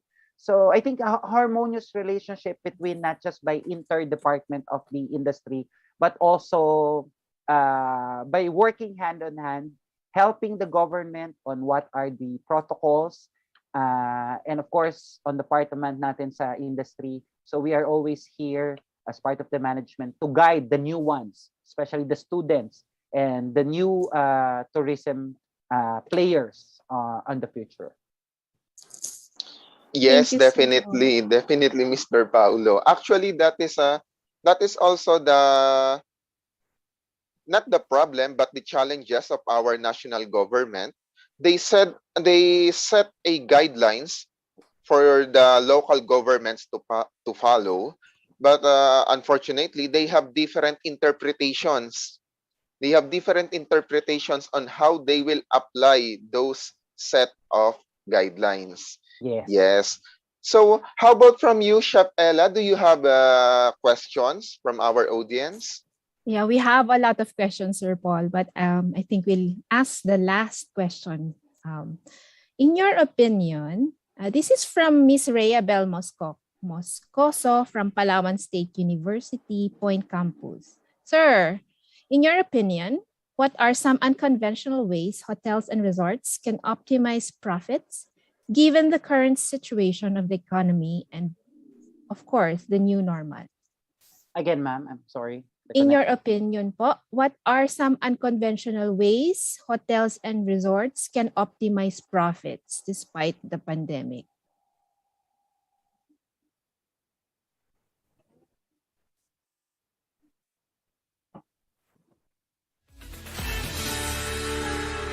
Sir Paul?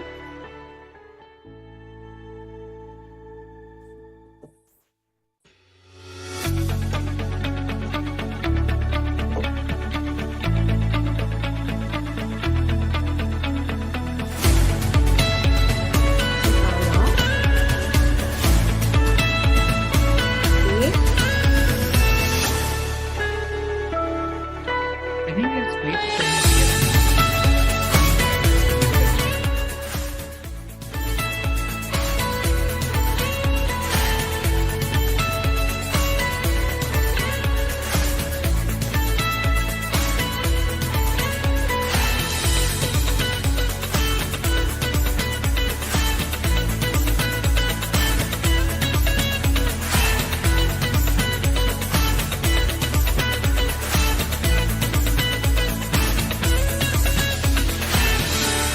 Okay, Sir Paul, we will be sending the other questions on your personal account, and we hope to hear from you again. Thank you so much po, and back to the hosts. Thank you again, Sir Paulo Lopez, Chef Ella, and Chef Nick for that productive exchange. To award the certificate of recognition to our third speaker, may we call on Mr. Mark Anthony Ugico, College Instructor at Philippine Women's University, CDCEC, Bataan. Thank you, Chef. Philippine Women's University School of Hospitality Management, Manila, Philippines, present this certificate of recognition. Present this certificate of recognition to Mr. Juan Paulo T. Lopez for sharing his time and expertise as a guest speaker during the Philippine Women's University School of Hospitality Management webinar entitled Recover, Revamp, Restart, Issues and Trends in the Tourism and Hospitality Industry. Given this 15th day of October, year 2022, Saturday, at the Philippine Women's University, Taft Avenue, Manila, Philippines. Signed by Dr. Angelina U. Blanco, Subject Professor, Advanced Menu and Food Safety Management, and Dr. Rainier T. Perez, Subject Professor, Current Issues and Trends in Tourism and Hospitality, Dr. Efrain Manuel Jose Abellana, Dean of Graduate School of Hospitality Management. Okay, I hope Sir Paulo to come back so we can take a photo up. Chef Adrian, we would like to some of our school participants. Yes, thank you so much, Chef Ray. So we just want to recognize all the schools who are with us today, this morning. Okay, let me just start out by calling, by giving a shout out to everyone from Western Philippines University, main campus, from Palawan State University, Brooks Point campus and Nara campus, Manila Business College, also from Central Bicol State University of Agriculture, Calabanga campus, Laguna State Polytechnic University, Santa Cruz, Cavite State University, CCAT campus, Olivares College Tagaytay, and also from Romdon State University, San Fernando campus. Chef Ray, do you want to continue? We would also like to greet Cavite State University, General Trias Campus, Benguet State University, Occidental Mindoro State College, Western Philippine University, Puerto Princesa Campus, CBSUA Calabanga, MPSPC, Palawan Polytechnic College Incorporated, Partido State University, San Jose, and Caramoan Campus. Thank you so much for staying with us. Yes, I hope you are so far enjoying the webinar. Stay tuned. We still have one more guest speaker. Okay, but before we go any further, let me announce our second set of winners from the previous icebreaker round. Okay, let me send our congratulations to Irish Jane Gomez Puntilla. She is our winner from Facebook Live. And to Hannah Del Rosario. She is our winner from YouTube Live. So congratulations. So to those who are in the hunt for more cash prizes, just hold your breath. Okay. We will have our next round of icebreaker. Chef Ray? Ready, everyone? Our third question is, what does ASMR stands for in relation to the previous topic? Again, what does ASMR stands for in relation to the previous topic? Send in your answers now. And this time, we are looking for the third correct answer from Facebook Live. And as usual, the first one from YouTube Live. All right. Again, congratulations to our winners and all the best to everyone for this round. To get the ball rolling, may I present you Miss Archibel Pulangen. She is an instructor at the Mountain Province State Polytechnic College to introduce our fourth and no less than our final guest speaker. Thank you so much, Chef Adrian. It's my honor to present to you our fourth speaker for today. He is an award-winning celebrity chef, restaurateur, best-selling cookbook author, YouTuber, content creator, a vlogger, executive chef, and executive vice author at Simple. Also a culinary heritage advocate and product endorser. He was able to expound a best-selling trilogy of simple cookbooks. He was also awarded 2 prizes at the World Gourmand Award in Paris, France last November 2021. His first book, Philippine Cookery from Heart to Platter, won the World Gourmand Award in 2017. He also headlined the Philippine delegation at the 2017 Madrid Fusion Congress in Spain, where he spoke at length about the undiscovered cuisine of Mindanao and cooked at Michelin-starred restaurant in the Spanish capital. Today, he will talk about advanced menu planning and food safety management, which is entitled Creativity, Innovation, and Reinvention of Menu Planning and Food Safety Implications in the Aftermath of COVID-19. Ladies and gentlemen, let's all welcome Chef Tatong Sartu. Let's give him a virtual round of applause.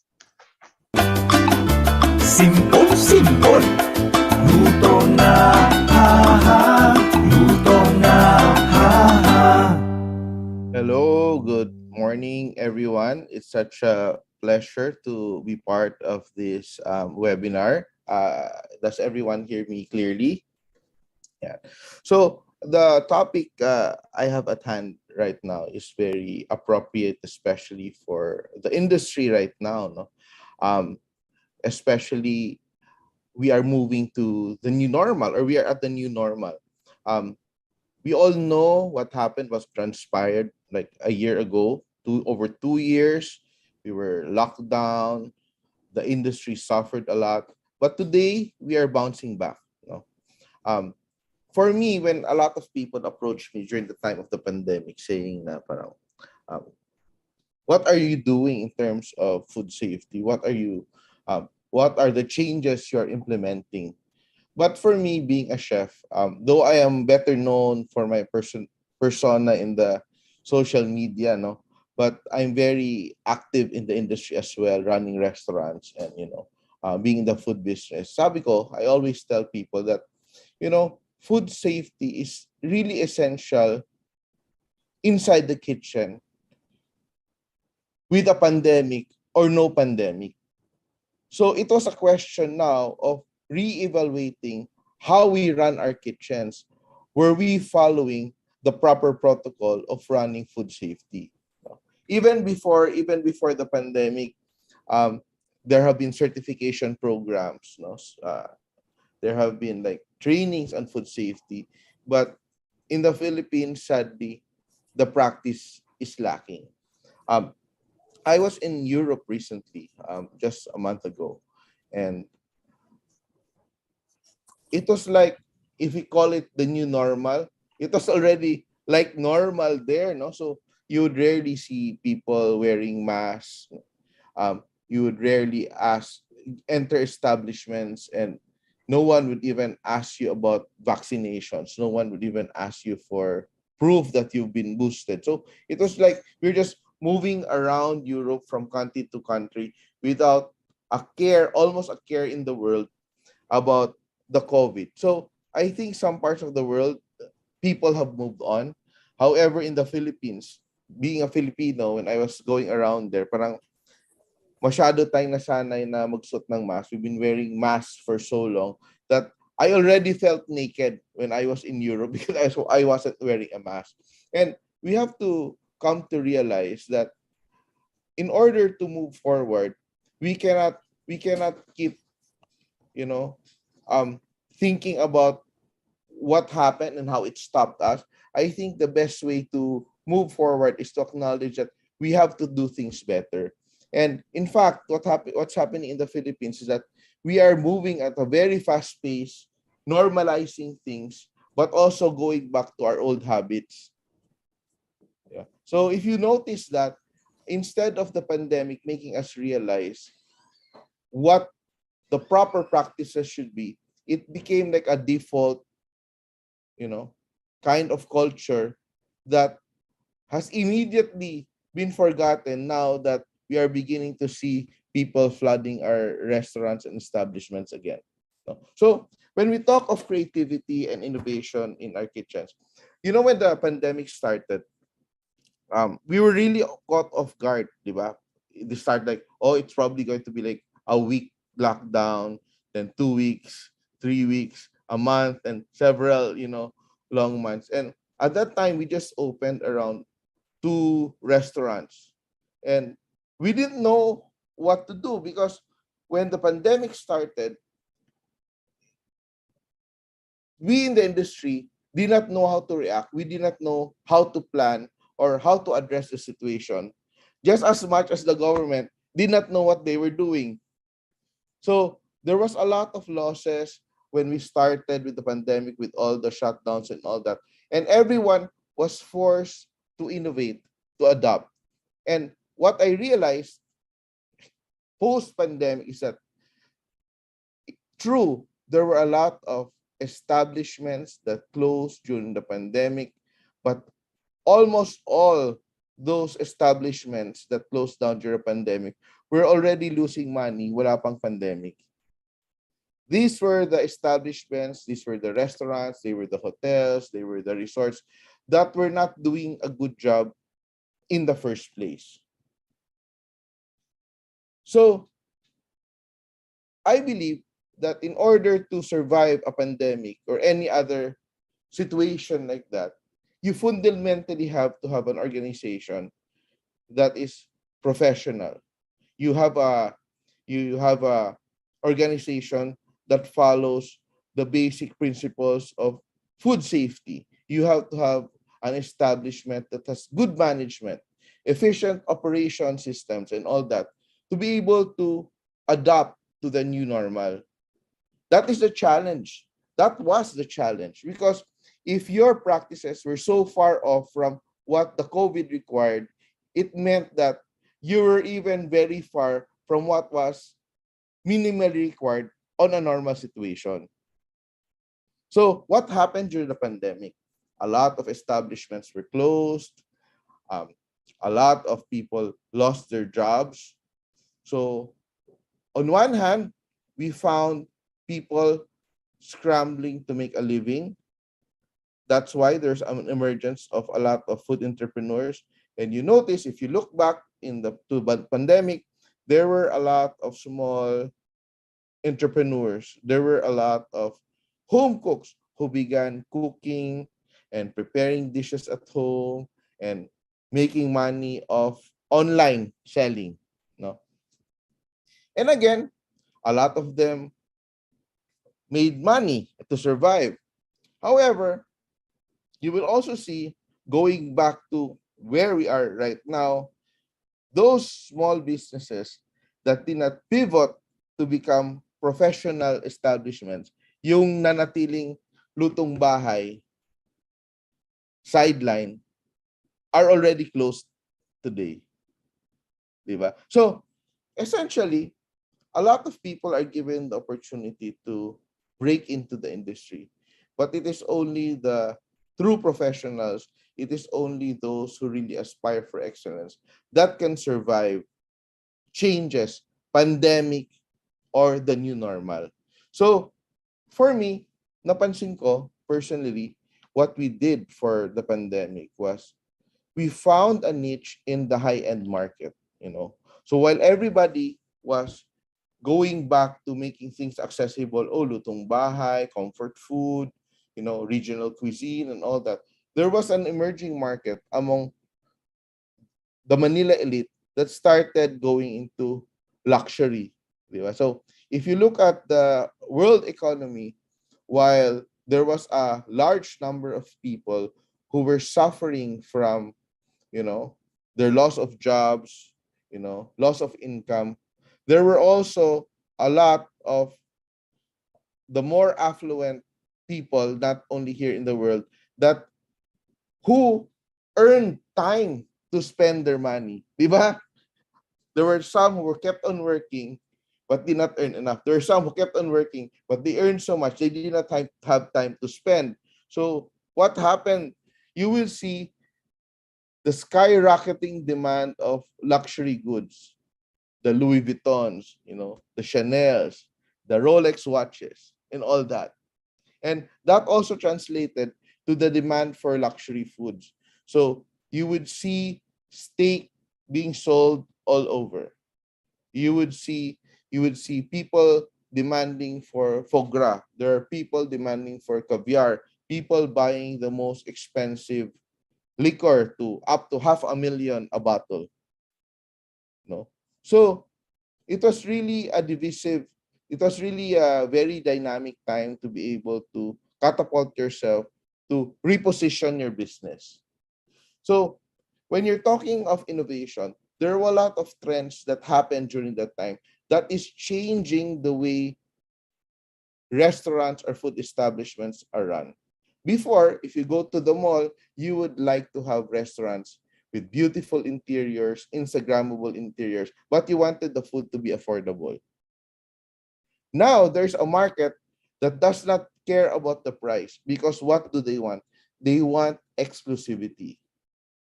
They want a higher price so that they will not share the room with other people because they are afraid to be contaminated with COVID. So right now, there is a demand for better service, better quality food, better ambience, a better experience. And that is a market that is growing. During the tail end of the pandemic, there is a group on Facebook. It's a closed group and it's called the Fine Dining Club. So it started off with just barely a few dozen people as part of the group. Today, it has reached close to 15,000 members of people who frequent fine dining restaurants. So what do you need to do when developing a menu for your concept? You cannot be a creator who is scatterbrained. Hindi pwede kalat yung utak mo. You have to be very focused on your market. Now it's an extreme. It's either mass market or high-end market. There's no in between, because if you're in between, you will alienate either one. So the people who are penny pinching, peso pinching, will say, ay, baka mahal, hindi ako pupunta din. If you make a very nice restaurant and miscommunicate your concept. And if you create a high-end looking restaurant, but you say, oh, it's affordable here, the elite crowd will not go there as well, because, no, we want exclusivity.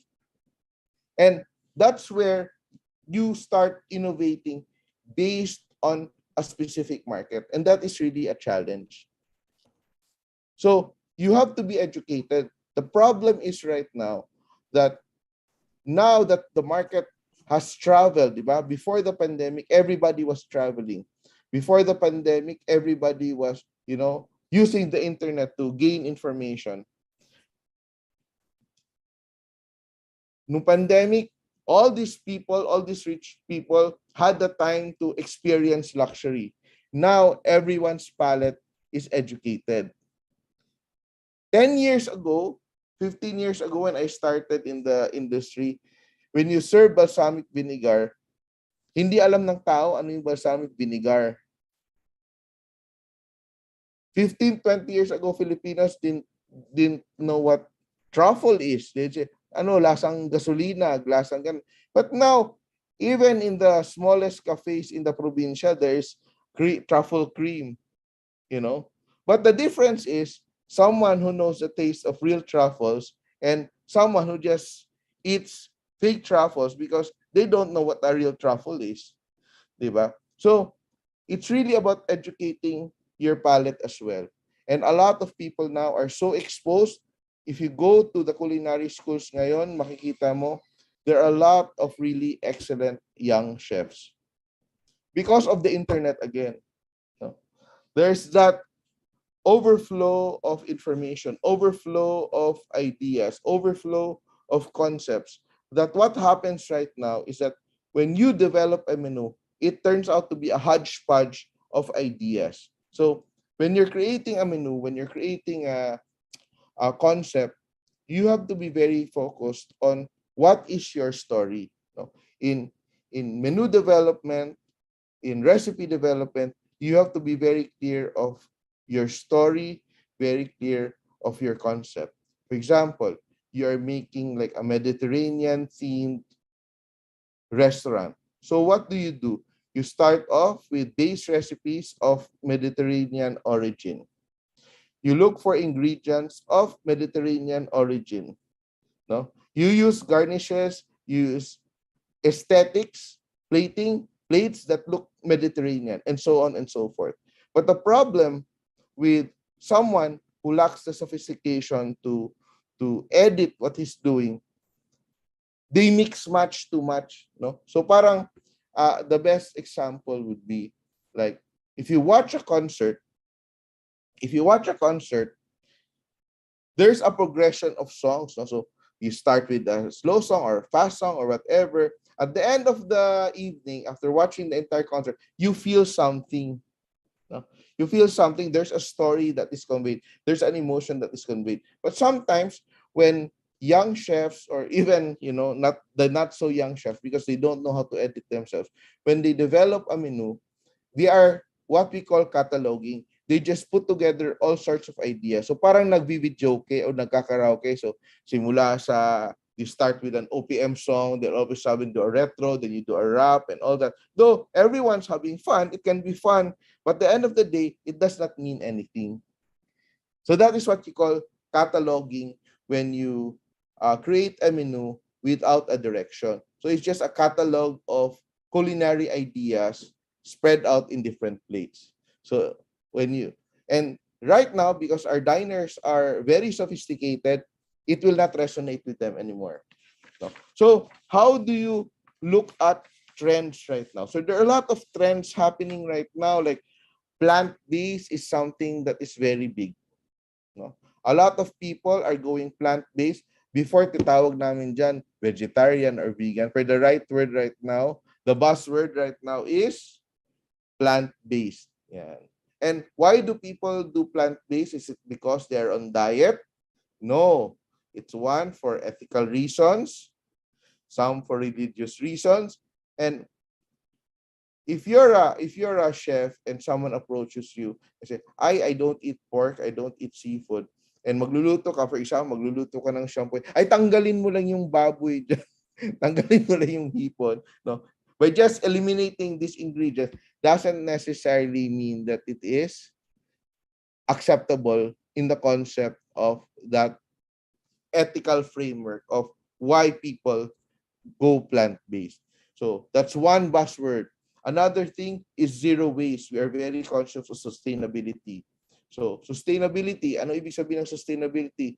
To be able to have it for a longer period of time. No?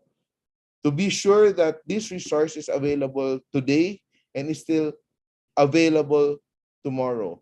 A few days ago, I visited the Norwegian ship. There's a Norwegian ship that docked in the Philippines, a 100-year-old Norwegian ship, and we attended a lecture on how Norwegian salmon was raised, and it's very interesting because each salmon that arrives in the Philippines, or each box of fish that arrives in the Philippines or anywhere else in the world, they have like what they call a salmon passport. And in that there's a barcode at the bottom, and every time it arrives to you and you want to get information, you will be able to scan that barcode, and it will tell you immediately which farm the fish was raised, when was the egg hatched, who was the person in charge of feeding it every day, what day was it slaughtered, what temperature was it stored, and all that. And they were telling us a story of a batch of salmon that arrived in Japan, and they discovered that it was contaminated with some chemical. A whole container distributed around the entire country, it was recalled within the same day because of traceability. And that is what people are looking for right now. People want to know where their food comes from. People want to know that their food is safe. They want to know the stories behind the food. That's why a lot of people now, if you've noticed, tasting menus have become a trend right now, because not only do you want to become full sa tiyan mo, but you also want to experience something beyond. You want to know the story. You want to be engaged in the entire process of where your food comes from and where it will take you in terms of your consciousness. How can you succeed in the new normal? Is to be very agile. What is agile? To be able to act quickly. Sometimes we are caught in analysis. No, we take too much in thinking, but you never know. No idea, no recipe, no menu is a sure hit. So my principle is fail fast, fail easy. So you throw in an idea, you test it. If people like it, keep it on the menu.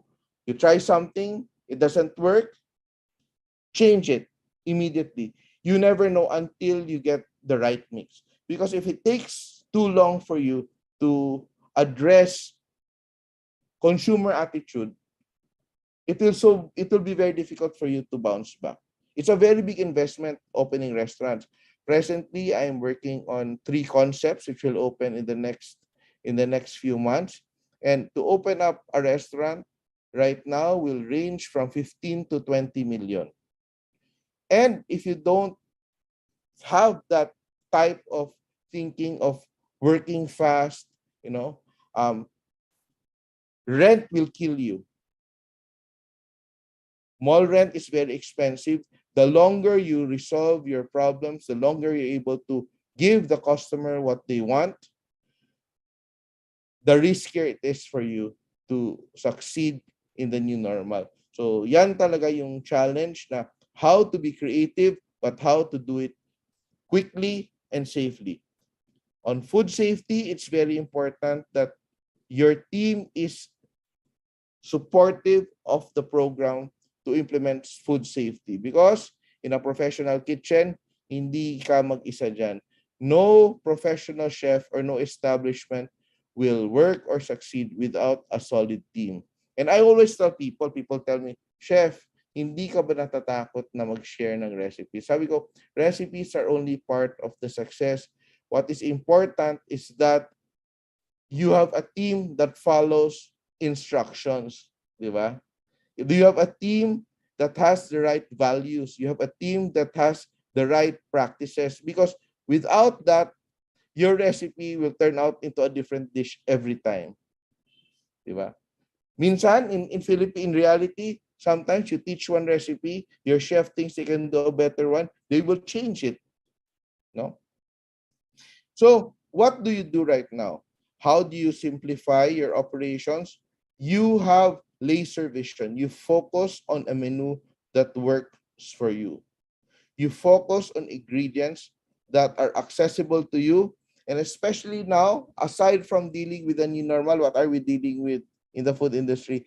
We are dealing with extreme dollar exchange rates and extreme shortage of products. So ang hirap talaga mag-run ng restaurant ngayon, no? Sugar now is 120 per kilo. And if you don't streamline your menu, your capital will be spread out in a lot of inventory that does not move. So analytics, no? So you really have to base your decisions, even as a chef, in numbers. So how do you simplify the menu? Look at the numbers. What sells? What does not sell? What makes money? What does not make money?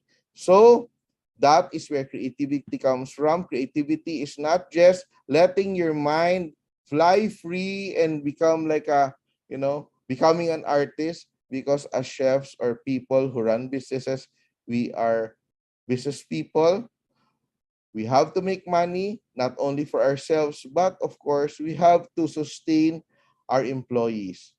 The best thing that the pandemic taught us is we can learn to operate efficiently. So our restaurants right now, it's not good to say, but we are running with lesser people because we have learned to streamline operations. We have learned to choose what battles to fight. We have learned to deliver the same quality service by lessening our costs. However, food cost is rising because of the exchange rate. Kaya you still have to adapt. It is a constant struggle. It is a constant, challenge to keep everything afloat, to keep everything profitable, and still deliver an excellent experience to our guests. So thank you very much. I hope you learned something, and I am open to any questions just in case you have any. Yes. Thank you, Chef Tatum Sartu, for that enlightening presentation. You are truly an inspiration for culinarians like us and aspiring chefs. It's a great opportunity to learn from you.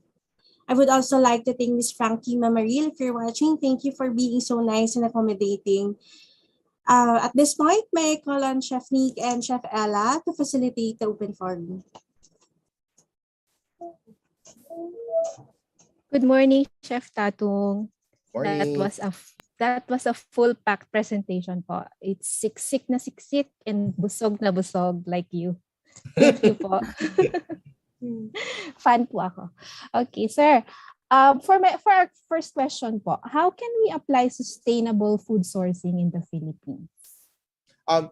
That is really challenging, no? Though I am an advocate for sustainable farming and supporting farmers. However, if you work with a restaurant that requires high volumes, you really have to, bend your principles a bit, no?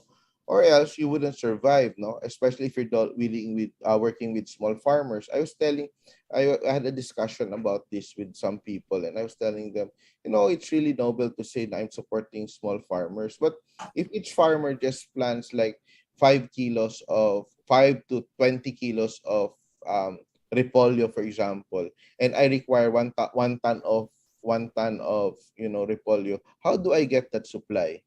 It's I'm fooling myself. I will be spending more money, sourcing my ingredients rather than running my operations. Diba? So sabi ko, the best key is really hybriding, because in the Philippines, we have to be very realistic. You know, our agricultural sector is not doing very well. You know, the government is not running the you know um, agriculture very well. So we have a lot of shortages. Like basically, asukal pa lang, hindi tayo magkakuha ng tamang supply. So let's not fool ourselves that, oh, we're going 100% local. Your business is going to die as well.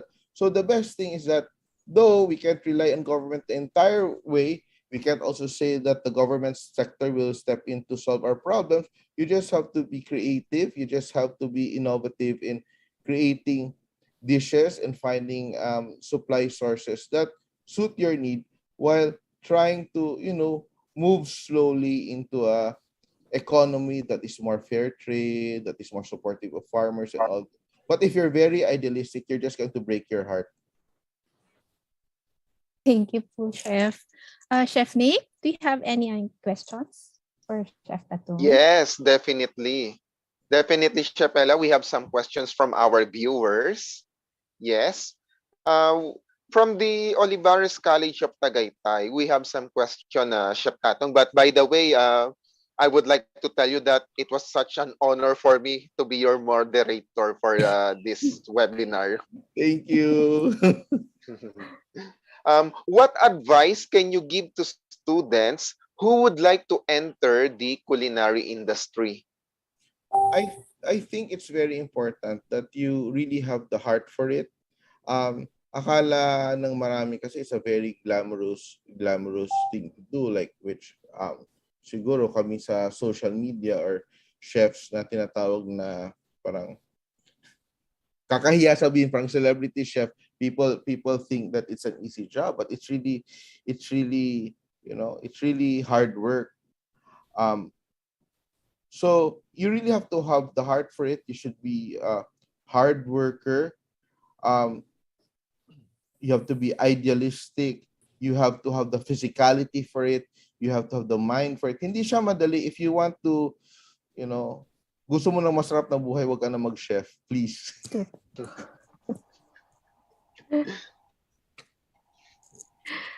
Thank you, Chef. Chef, we have another question here po from Glenn Marie Abelda. Because of all... Sige siya po, Chef Nick. Yes, how about for you, Chef Ella? Do you have still any questions on your side? Okay, we have one from Glenn Marie Abelda of Cavite State University, Bacoor. Good afternoon po, Chef. Can you please give us some qualities of a good simplified menu? The qualities, when you say a simple menu, ito lang I think the best way to say it is it's the word elegance. It's the word elegance na for example, for ladies, it's like what you would call like your little black dress, di ba? So it's when you create a menu or a recipe that is elegant, it's not about adding to it to make it better. Elegance is trying to remove as much as possible and still be excellent. Di ba? So magluto ka ng isang dish. For example, let's say you're doing like a whatever dish. And a lot of young chefs like to keep on adding, di ba? Like, oh, lalagyan ng bell pepper, lagyan ng truffle, lagyan ng kung ano-ano mga spice for a twist. Ang question dyan, elegance is, if I remove everything and I'm just left with 5 ingredients, can I make it taste even better? So the question is, do I have the skill to make my food taste great na walang abubot? In the same way, like a lady, can she look beautiful, elegant, and sexy without putting all those makeup, fixing too many products in the hair, and wearing so many accessories? Diba? So elegance is really the character, it's really the personality. And in cooking, it is the execution of the dish. It is your technique. It is your precision. It is the finesse of the way you cut and cook your dishes. So sometimes, wag tayong magpaloko na less is more. Sometimes, more is more. Sometimes, less is more. Because properly seasoned food, properly cooked, will become more enjoyable. Alam mo, I'm sure a lot of you um, join a lot of mga cooking contest. Ako, lagi akong judge. And what I noticed with the younger chefs is that they are very visual. Di ba? They're cooking a dish, 3/4 of the time, they're preparing their garnishes. Then they spend so little time preparing the core element of the dish. And most often than not, ang problema sa luto ng mga younger generation, seasoning. Hindi marunong gumamit ng asin. No? So beautiful plates. Perfectly cooked. Walang lasa. Because everyone now cooks for Instagram. Dear, walang lasa ang Instagram. Cook for flavor. Cook with soul. Sinasabi ko nga na, when you eating great food is a spiritual experience. Yung sobrang sarap ng pagkaluto mo, sobrang perfect ng seasoning mo, yung titikim ka, I don't know if you've experienced that. When you bite into it, parang you have to stop for a moment. Teka, kailangan kong namnamin to. Have you experienced that? That is perfectly cooked and seasoned food. But if you just eat it, yung perfect na. If you're eating it and you're still in the conscious visual level, it means that you have not reached a point of excellence that has a spiritual effect or a cellular effect to the person eating your food. Yeah, remember, we cook and we feed people to nourish them. If there's no nourishment in the food that you serve, it's nothing. Transcendental experience po. Chef Nick, we have so many questions. Would you like to ask the next one, please? Yes, Chef Ella. So would you mind, Chef Tatong? Because actually there are a lot of people who are curious about your own perspective when it comes to culinary. So we have here from PSU Brooks Point Campus. Why do you think that Filipino cuisine doesn't get so much global attention like the other cuisines like Korean food, Japanese food, or maybe either French food? There are two things. Number one is that, ewan ko ba sa Pinoy, napakalaki ng hang-up na kailangang magustuhan ng ibang bansa yung pagkain natin. We're so hung up on that. No? And number two is that every time a Filipino chef showcases abroad,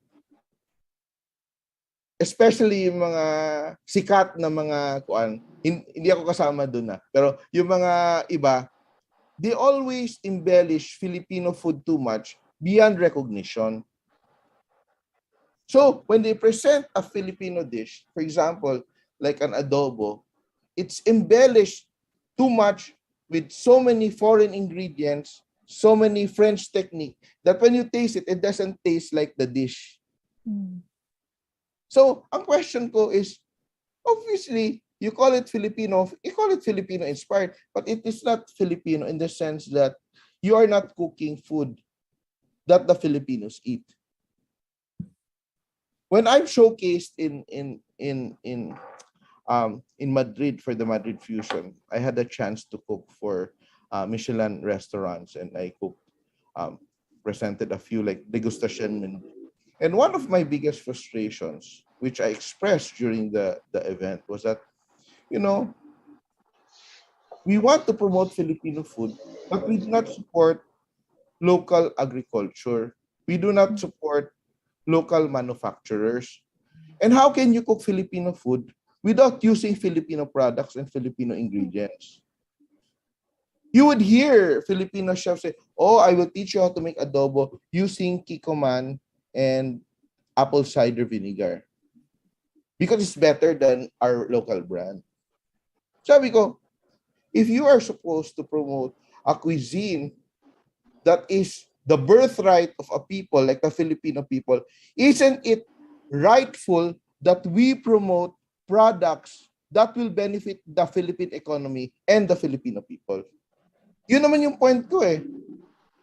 Don't you think, why is Korean food popular? Why is Thai food popular? Why is Japanese food popular? Because look at the core ingredients used to cook these dishes abroad. They use Japanese soy sauce. They use Korean chili paste. They use, diba? Thai curries. Sa atin, when you cook Filipino food, you use products. To make adobo, we will use balsamic vinegar. Huh? So there's a wrong thinking, and every time a Filipino chef showcases abroad, they use the type of thinking which I do not agree with. I may sound controversial, but I do not agree with that. Because why? Bakit makinabang yung ibang ekonomiya sa what is ours? Atin yung cuisine na yan, bakit sila makinegosyo sa atin? So you're cooking Bicol Express in the state using gata from Vietnam. You're cooking kinilaw using suka from Thailand, because we are not supporting our local manufacturers to make these products available globally. Or some chefs are too embarrassed to say, I am using Dato Puti, I am using Silver Swan. Diba? So that's the reason, because to be able to promote a cuisine globally, there should be an economy that supports it. Of course, Kikoman will not sponsor your adobo, because that's not their purpose. So you can never make it happen. But we hope in the years to come, we will be able to do that. So that is really, personally, that is my vision, that is my advocacy. Pero it is something that can only be done by the concerted effort of the government, the private sector, and of course, the creative people behind Philippine cuisine. Yes. Yes. Thank you so much, Tatong. So heritage and How about for you, Chef authenticity. Ella? Yes. So heritage and authenticity really transcends everything in cooking. Correct po. Okay. Chef, we have another question po from Bea Marie Cardenas of LSPU SPCC. Chef Tatong, what if your innovated menu became popular and then became a majority that they even copy your recipe the same way as you do? Thus, it causes your original menu and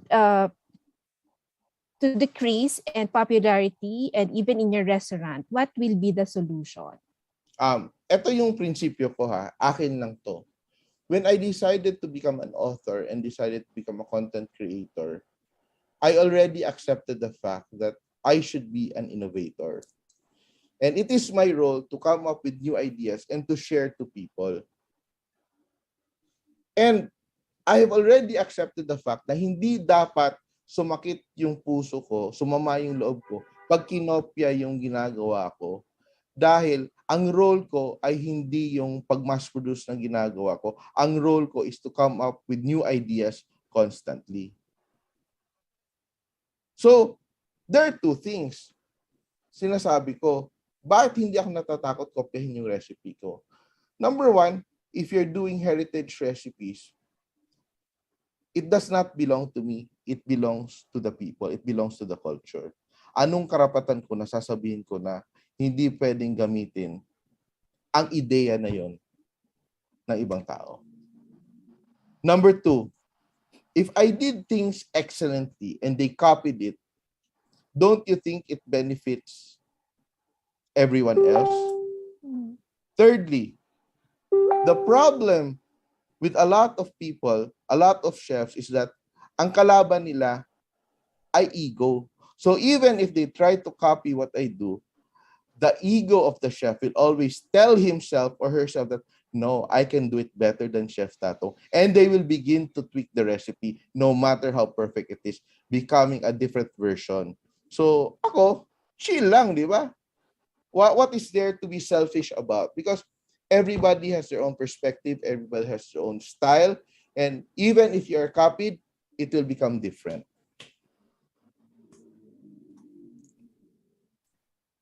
Chef Nick? Yes, I do believe that that is all from my side, Chef Ella, Thank you, regarding Chef this one. So, Tatong. Yes. thank you, Thank you Chef. po. Our hearts are full. We have so many more questions here, but we will get in touch with you po again. Thank you so much po. And back to our Thank hosts. you, Chef. All right. Once again, a great honor and pleasure to have you with us, Chef Tatum, and to the official tag team of Chef Ella and Chef Nick. Thank you very much. And but before I go any further, just like Chef Ella, Chef Tatum, I just want to tell you that I am also a silent fan. I'm a Thank fan you. of your work, of your advocacy. And let me just again echo out a few of the words that resonated with me. And good food, especially good Filipino food, should go beyond just feeding the eyes. No, so good food should be created with soul, and at the same time should also feed the soul.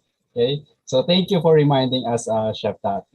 Okay, so by the way, to everyone, if you're looking for an investment, bilhin niyo po yung books ni Chef Tatong, you'll never go wrong. Okay. We hoard Okay, your so books, Chef Tato. yes, you'll never go wrong. It's worth it po. Okay.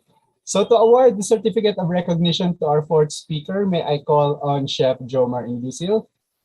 He is a consultant and a special lecturer at the Lyceum of the Philippines and St. Dominic College of Asia.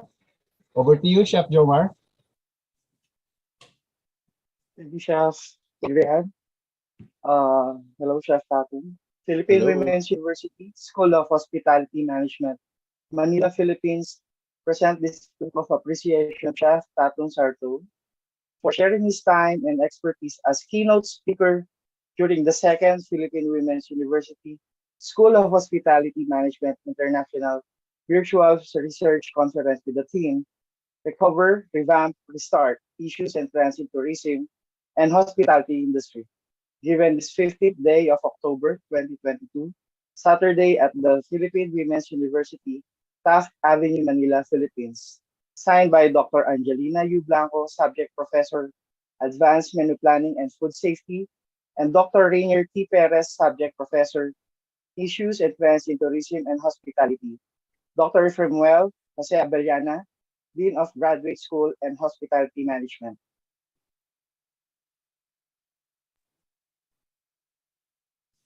Okay, Thank you very much.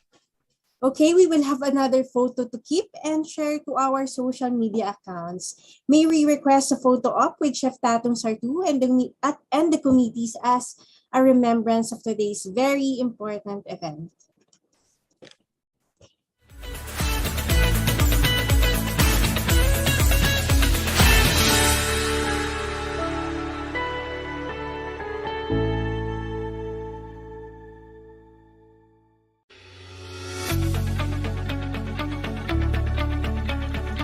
Thank you very much, everyone.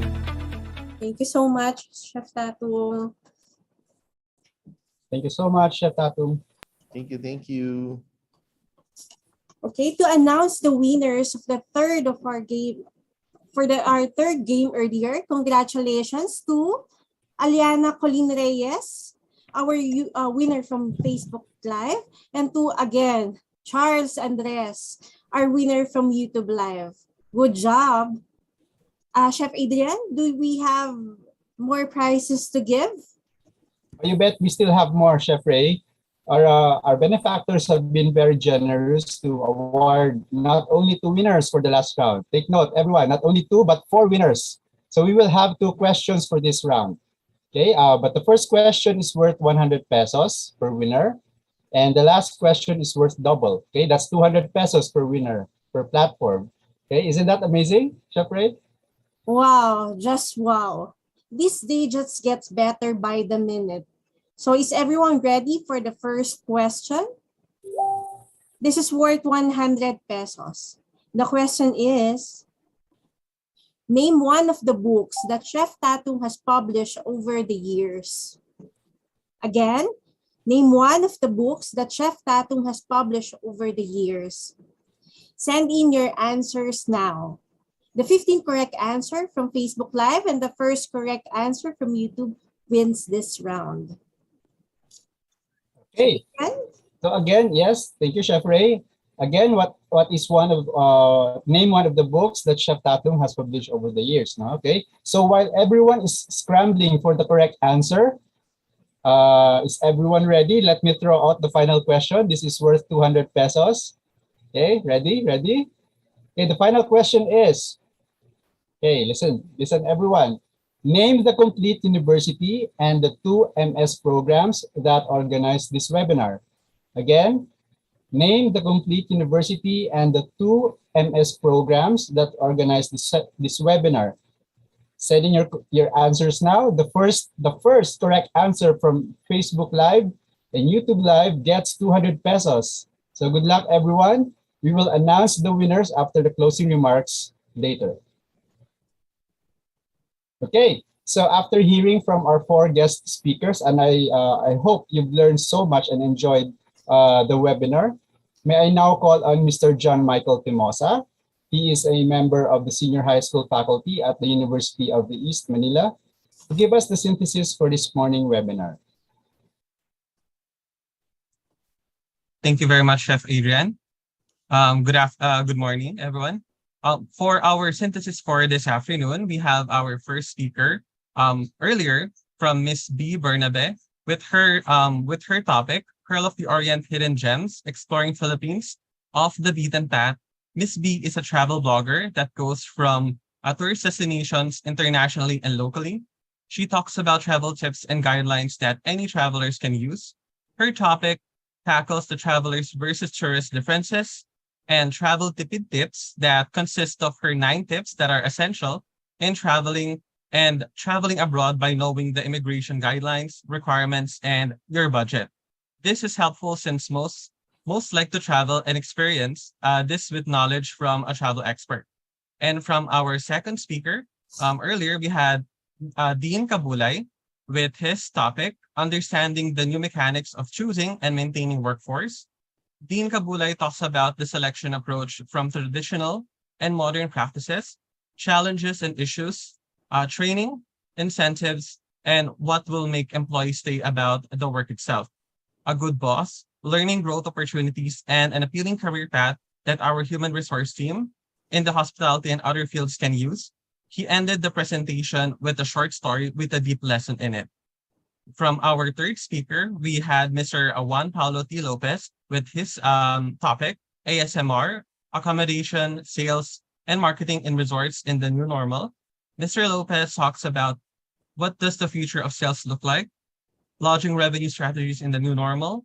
He mentioned to use technology and the power of social media to gain more revenue, since we are leaning towards change in the sales and marketing. And from our last speaker, we have Chef Tatung Sartu with his topic, Creativity, Innovation, and Reinvention of Menu Planning and Food Safety Implications in the Aftermath of COVID-19. Chef Tatung talks about his own experience and thoughts about food safety practices before and during the pandemic.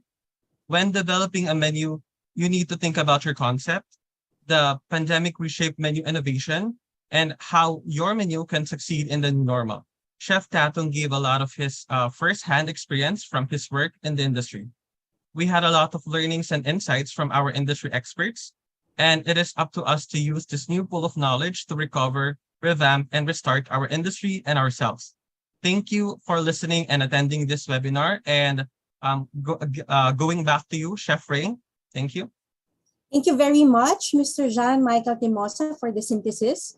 At this point, may I call on our very effective, very productive, and ever-charming webinar chairperson, Mr. Lito Bahado, to award the certificates to the organizers. Thank you, Chef Ray. Good afternoon, everyone. Philippine Women's University's Graduate School of Hospitality Management presents the Certificate of Appreciation to Master of Science in Hotel and Restaurant Management and Master of Science in Culinary Arts students for their outstanding contribution as the event organizers during the Philippine Women's University Graduate School of Hospitality Management webinar entitled Recover, Revamp, and Restart Issues and Trends in the Tourism and Hospitality Industry, given this 15th day of October, year 2022 at the Philippine Women's University, Taft Avenue, Manila, Philippines. Signed by Dr. Angelina U. Blanco, Subject Professor for Advanced Human Resources Management and Advanced Menu and Food Safety Management, and Dr. Rainier T. Perez, Subject Professor for Current Issues and Trends in Tourism and Hospitality Management, and Dean Efraimwell Jose L. Abellana, Cluster Dean of Graduate School of Hospitality Management. Thank you, everyone. Thank you so much, Sir Lito. It's true when they say that time flies by so fast, especially when you are having fun. But just before we call it a day, let me call on again my partner to give the big reveal. Okay, we will be announcing 4 winners from our last round of Icebreaker. The first 2 whom I'll be calling with received 1 peso each. 1 pesos each. Congratulations to Raven Gumangan, our winners from Facebook Live, and Jean Cesara Similiano, our winner from YouTube Live. Great job for our winners. Chef Adrian? All right, so okay, while waiting for the next set of winners, okay, I think they're coming in already. To the winners of 200 pesos, congratulations to Angie Reyes from Facebook Live and Victorino Bersamina II, our winner from YouTube Live. Big congratulations to the both of you. Our technical team will keep in touch with you on the claiming and sending out of your prizes. Again, very, very big congratulations to all our winners today. Chef Ray? To formally close this event, let us hear from Dr. Rainier T. Perez, our subject professor for current issues and trends in tourism and hospitality industry, for the closing remarks.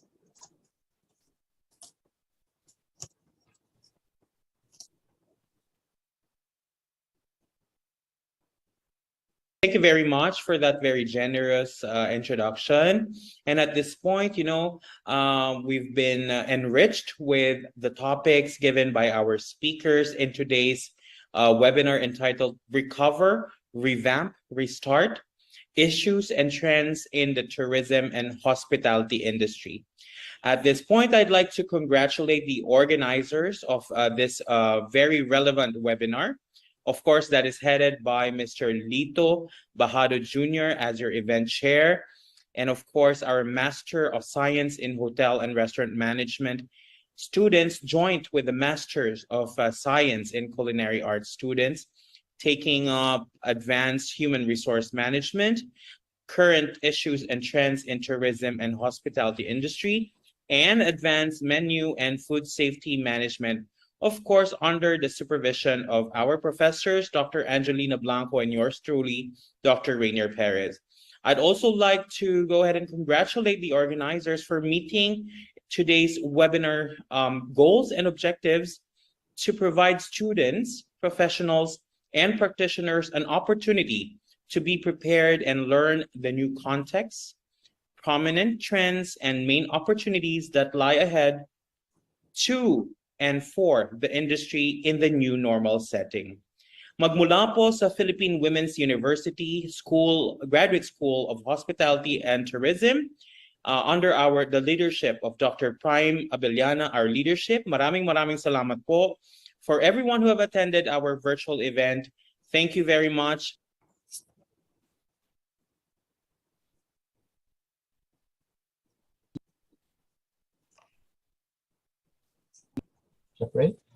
Thank you very much, Dr. Perez, for such motivating words of wisdom. We are indeed grateful for your guidance. At this point, we are now making the QR code available for the evaluation of this webinar. May we remind everyone that you need to complete the form to get your e-certificate for this webinar. This will be available only until 7 p.m. today, October 15, 2022. Once again, this is Ray Michelle Hernandez. And right here is Chef Adrian Basilio. So do not forget those evaluation forms. You will need to finish them or accomplish them to get. and our most sincere gratitude for keeping us company this entire morning. Happy weekend, everyone. Stay healthy and safe. Thank you so much.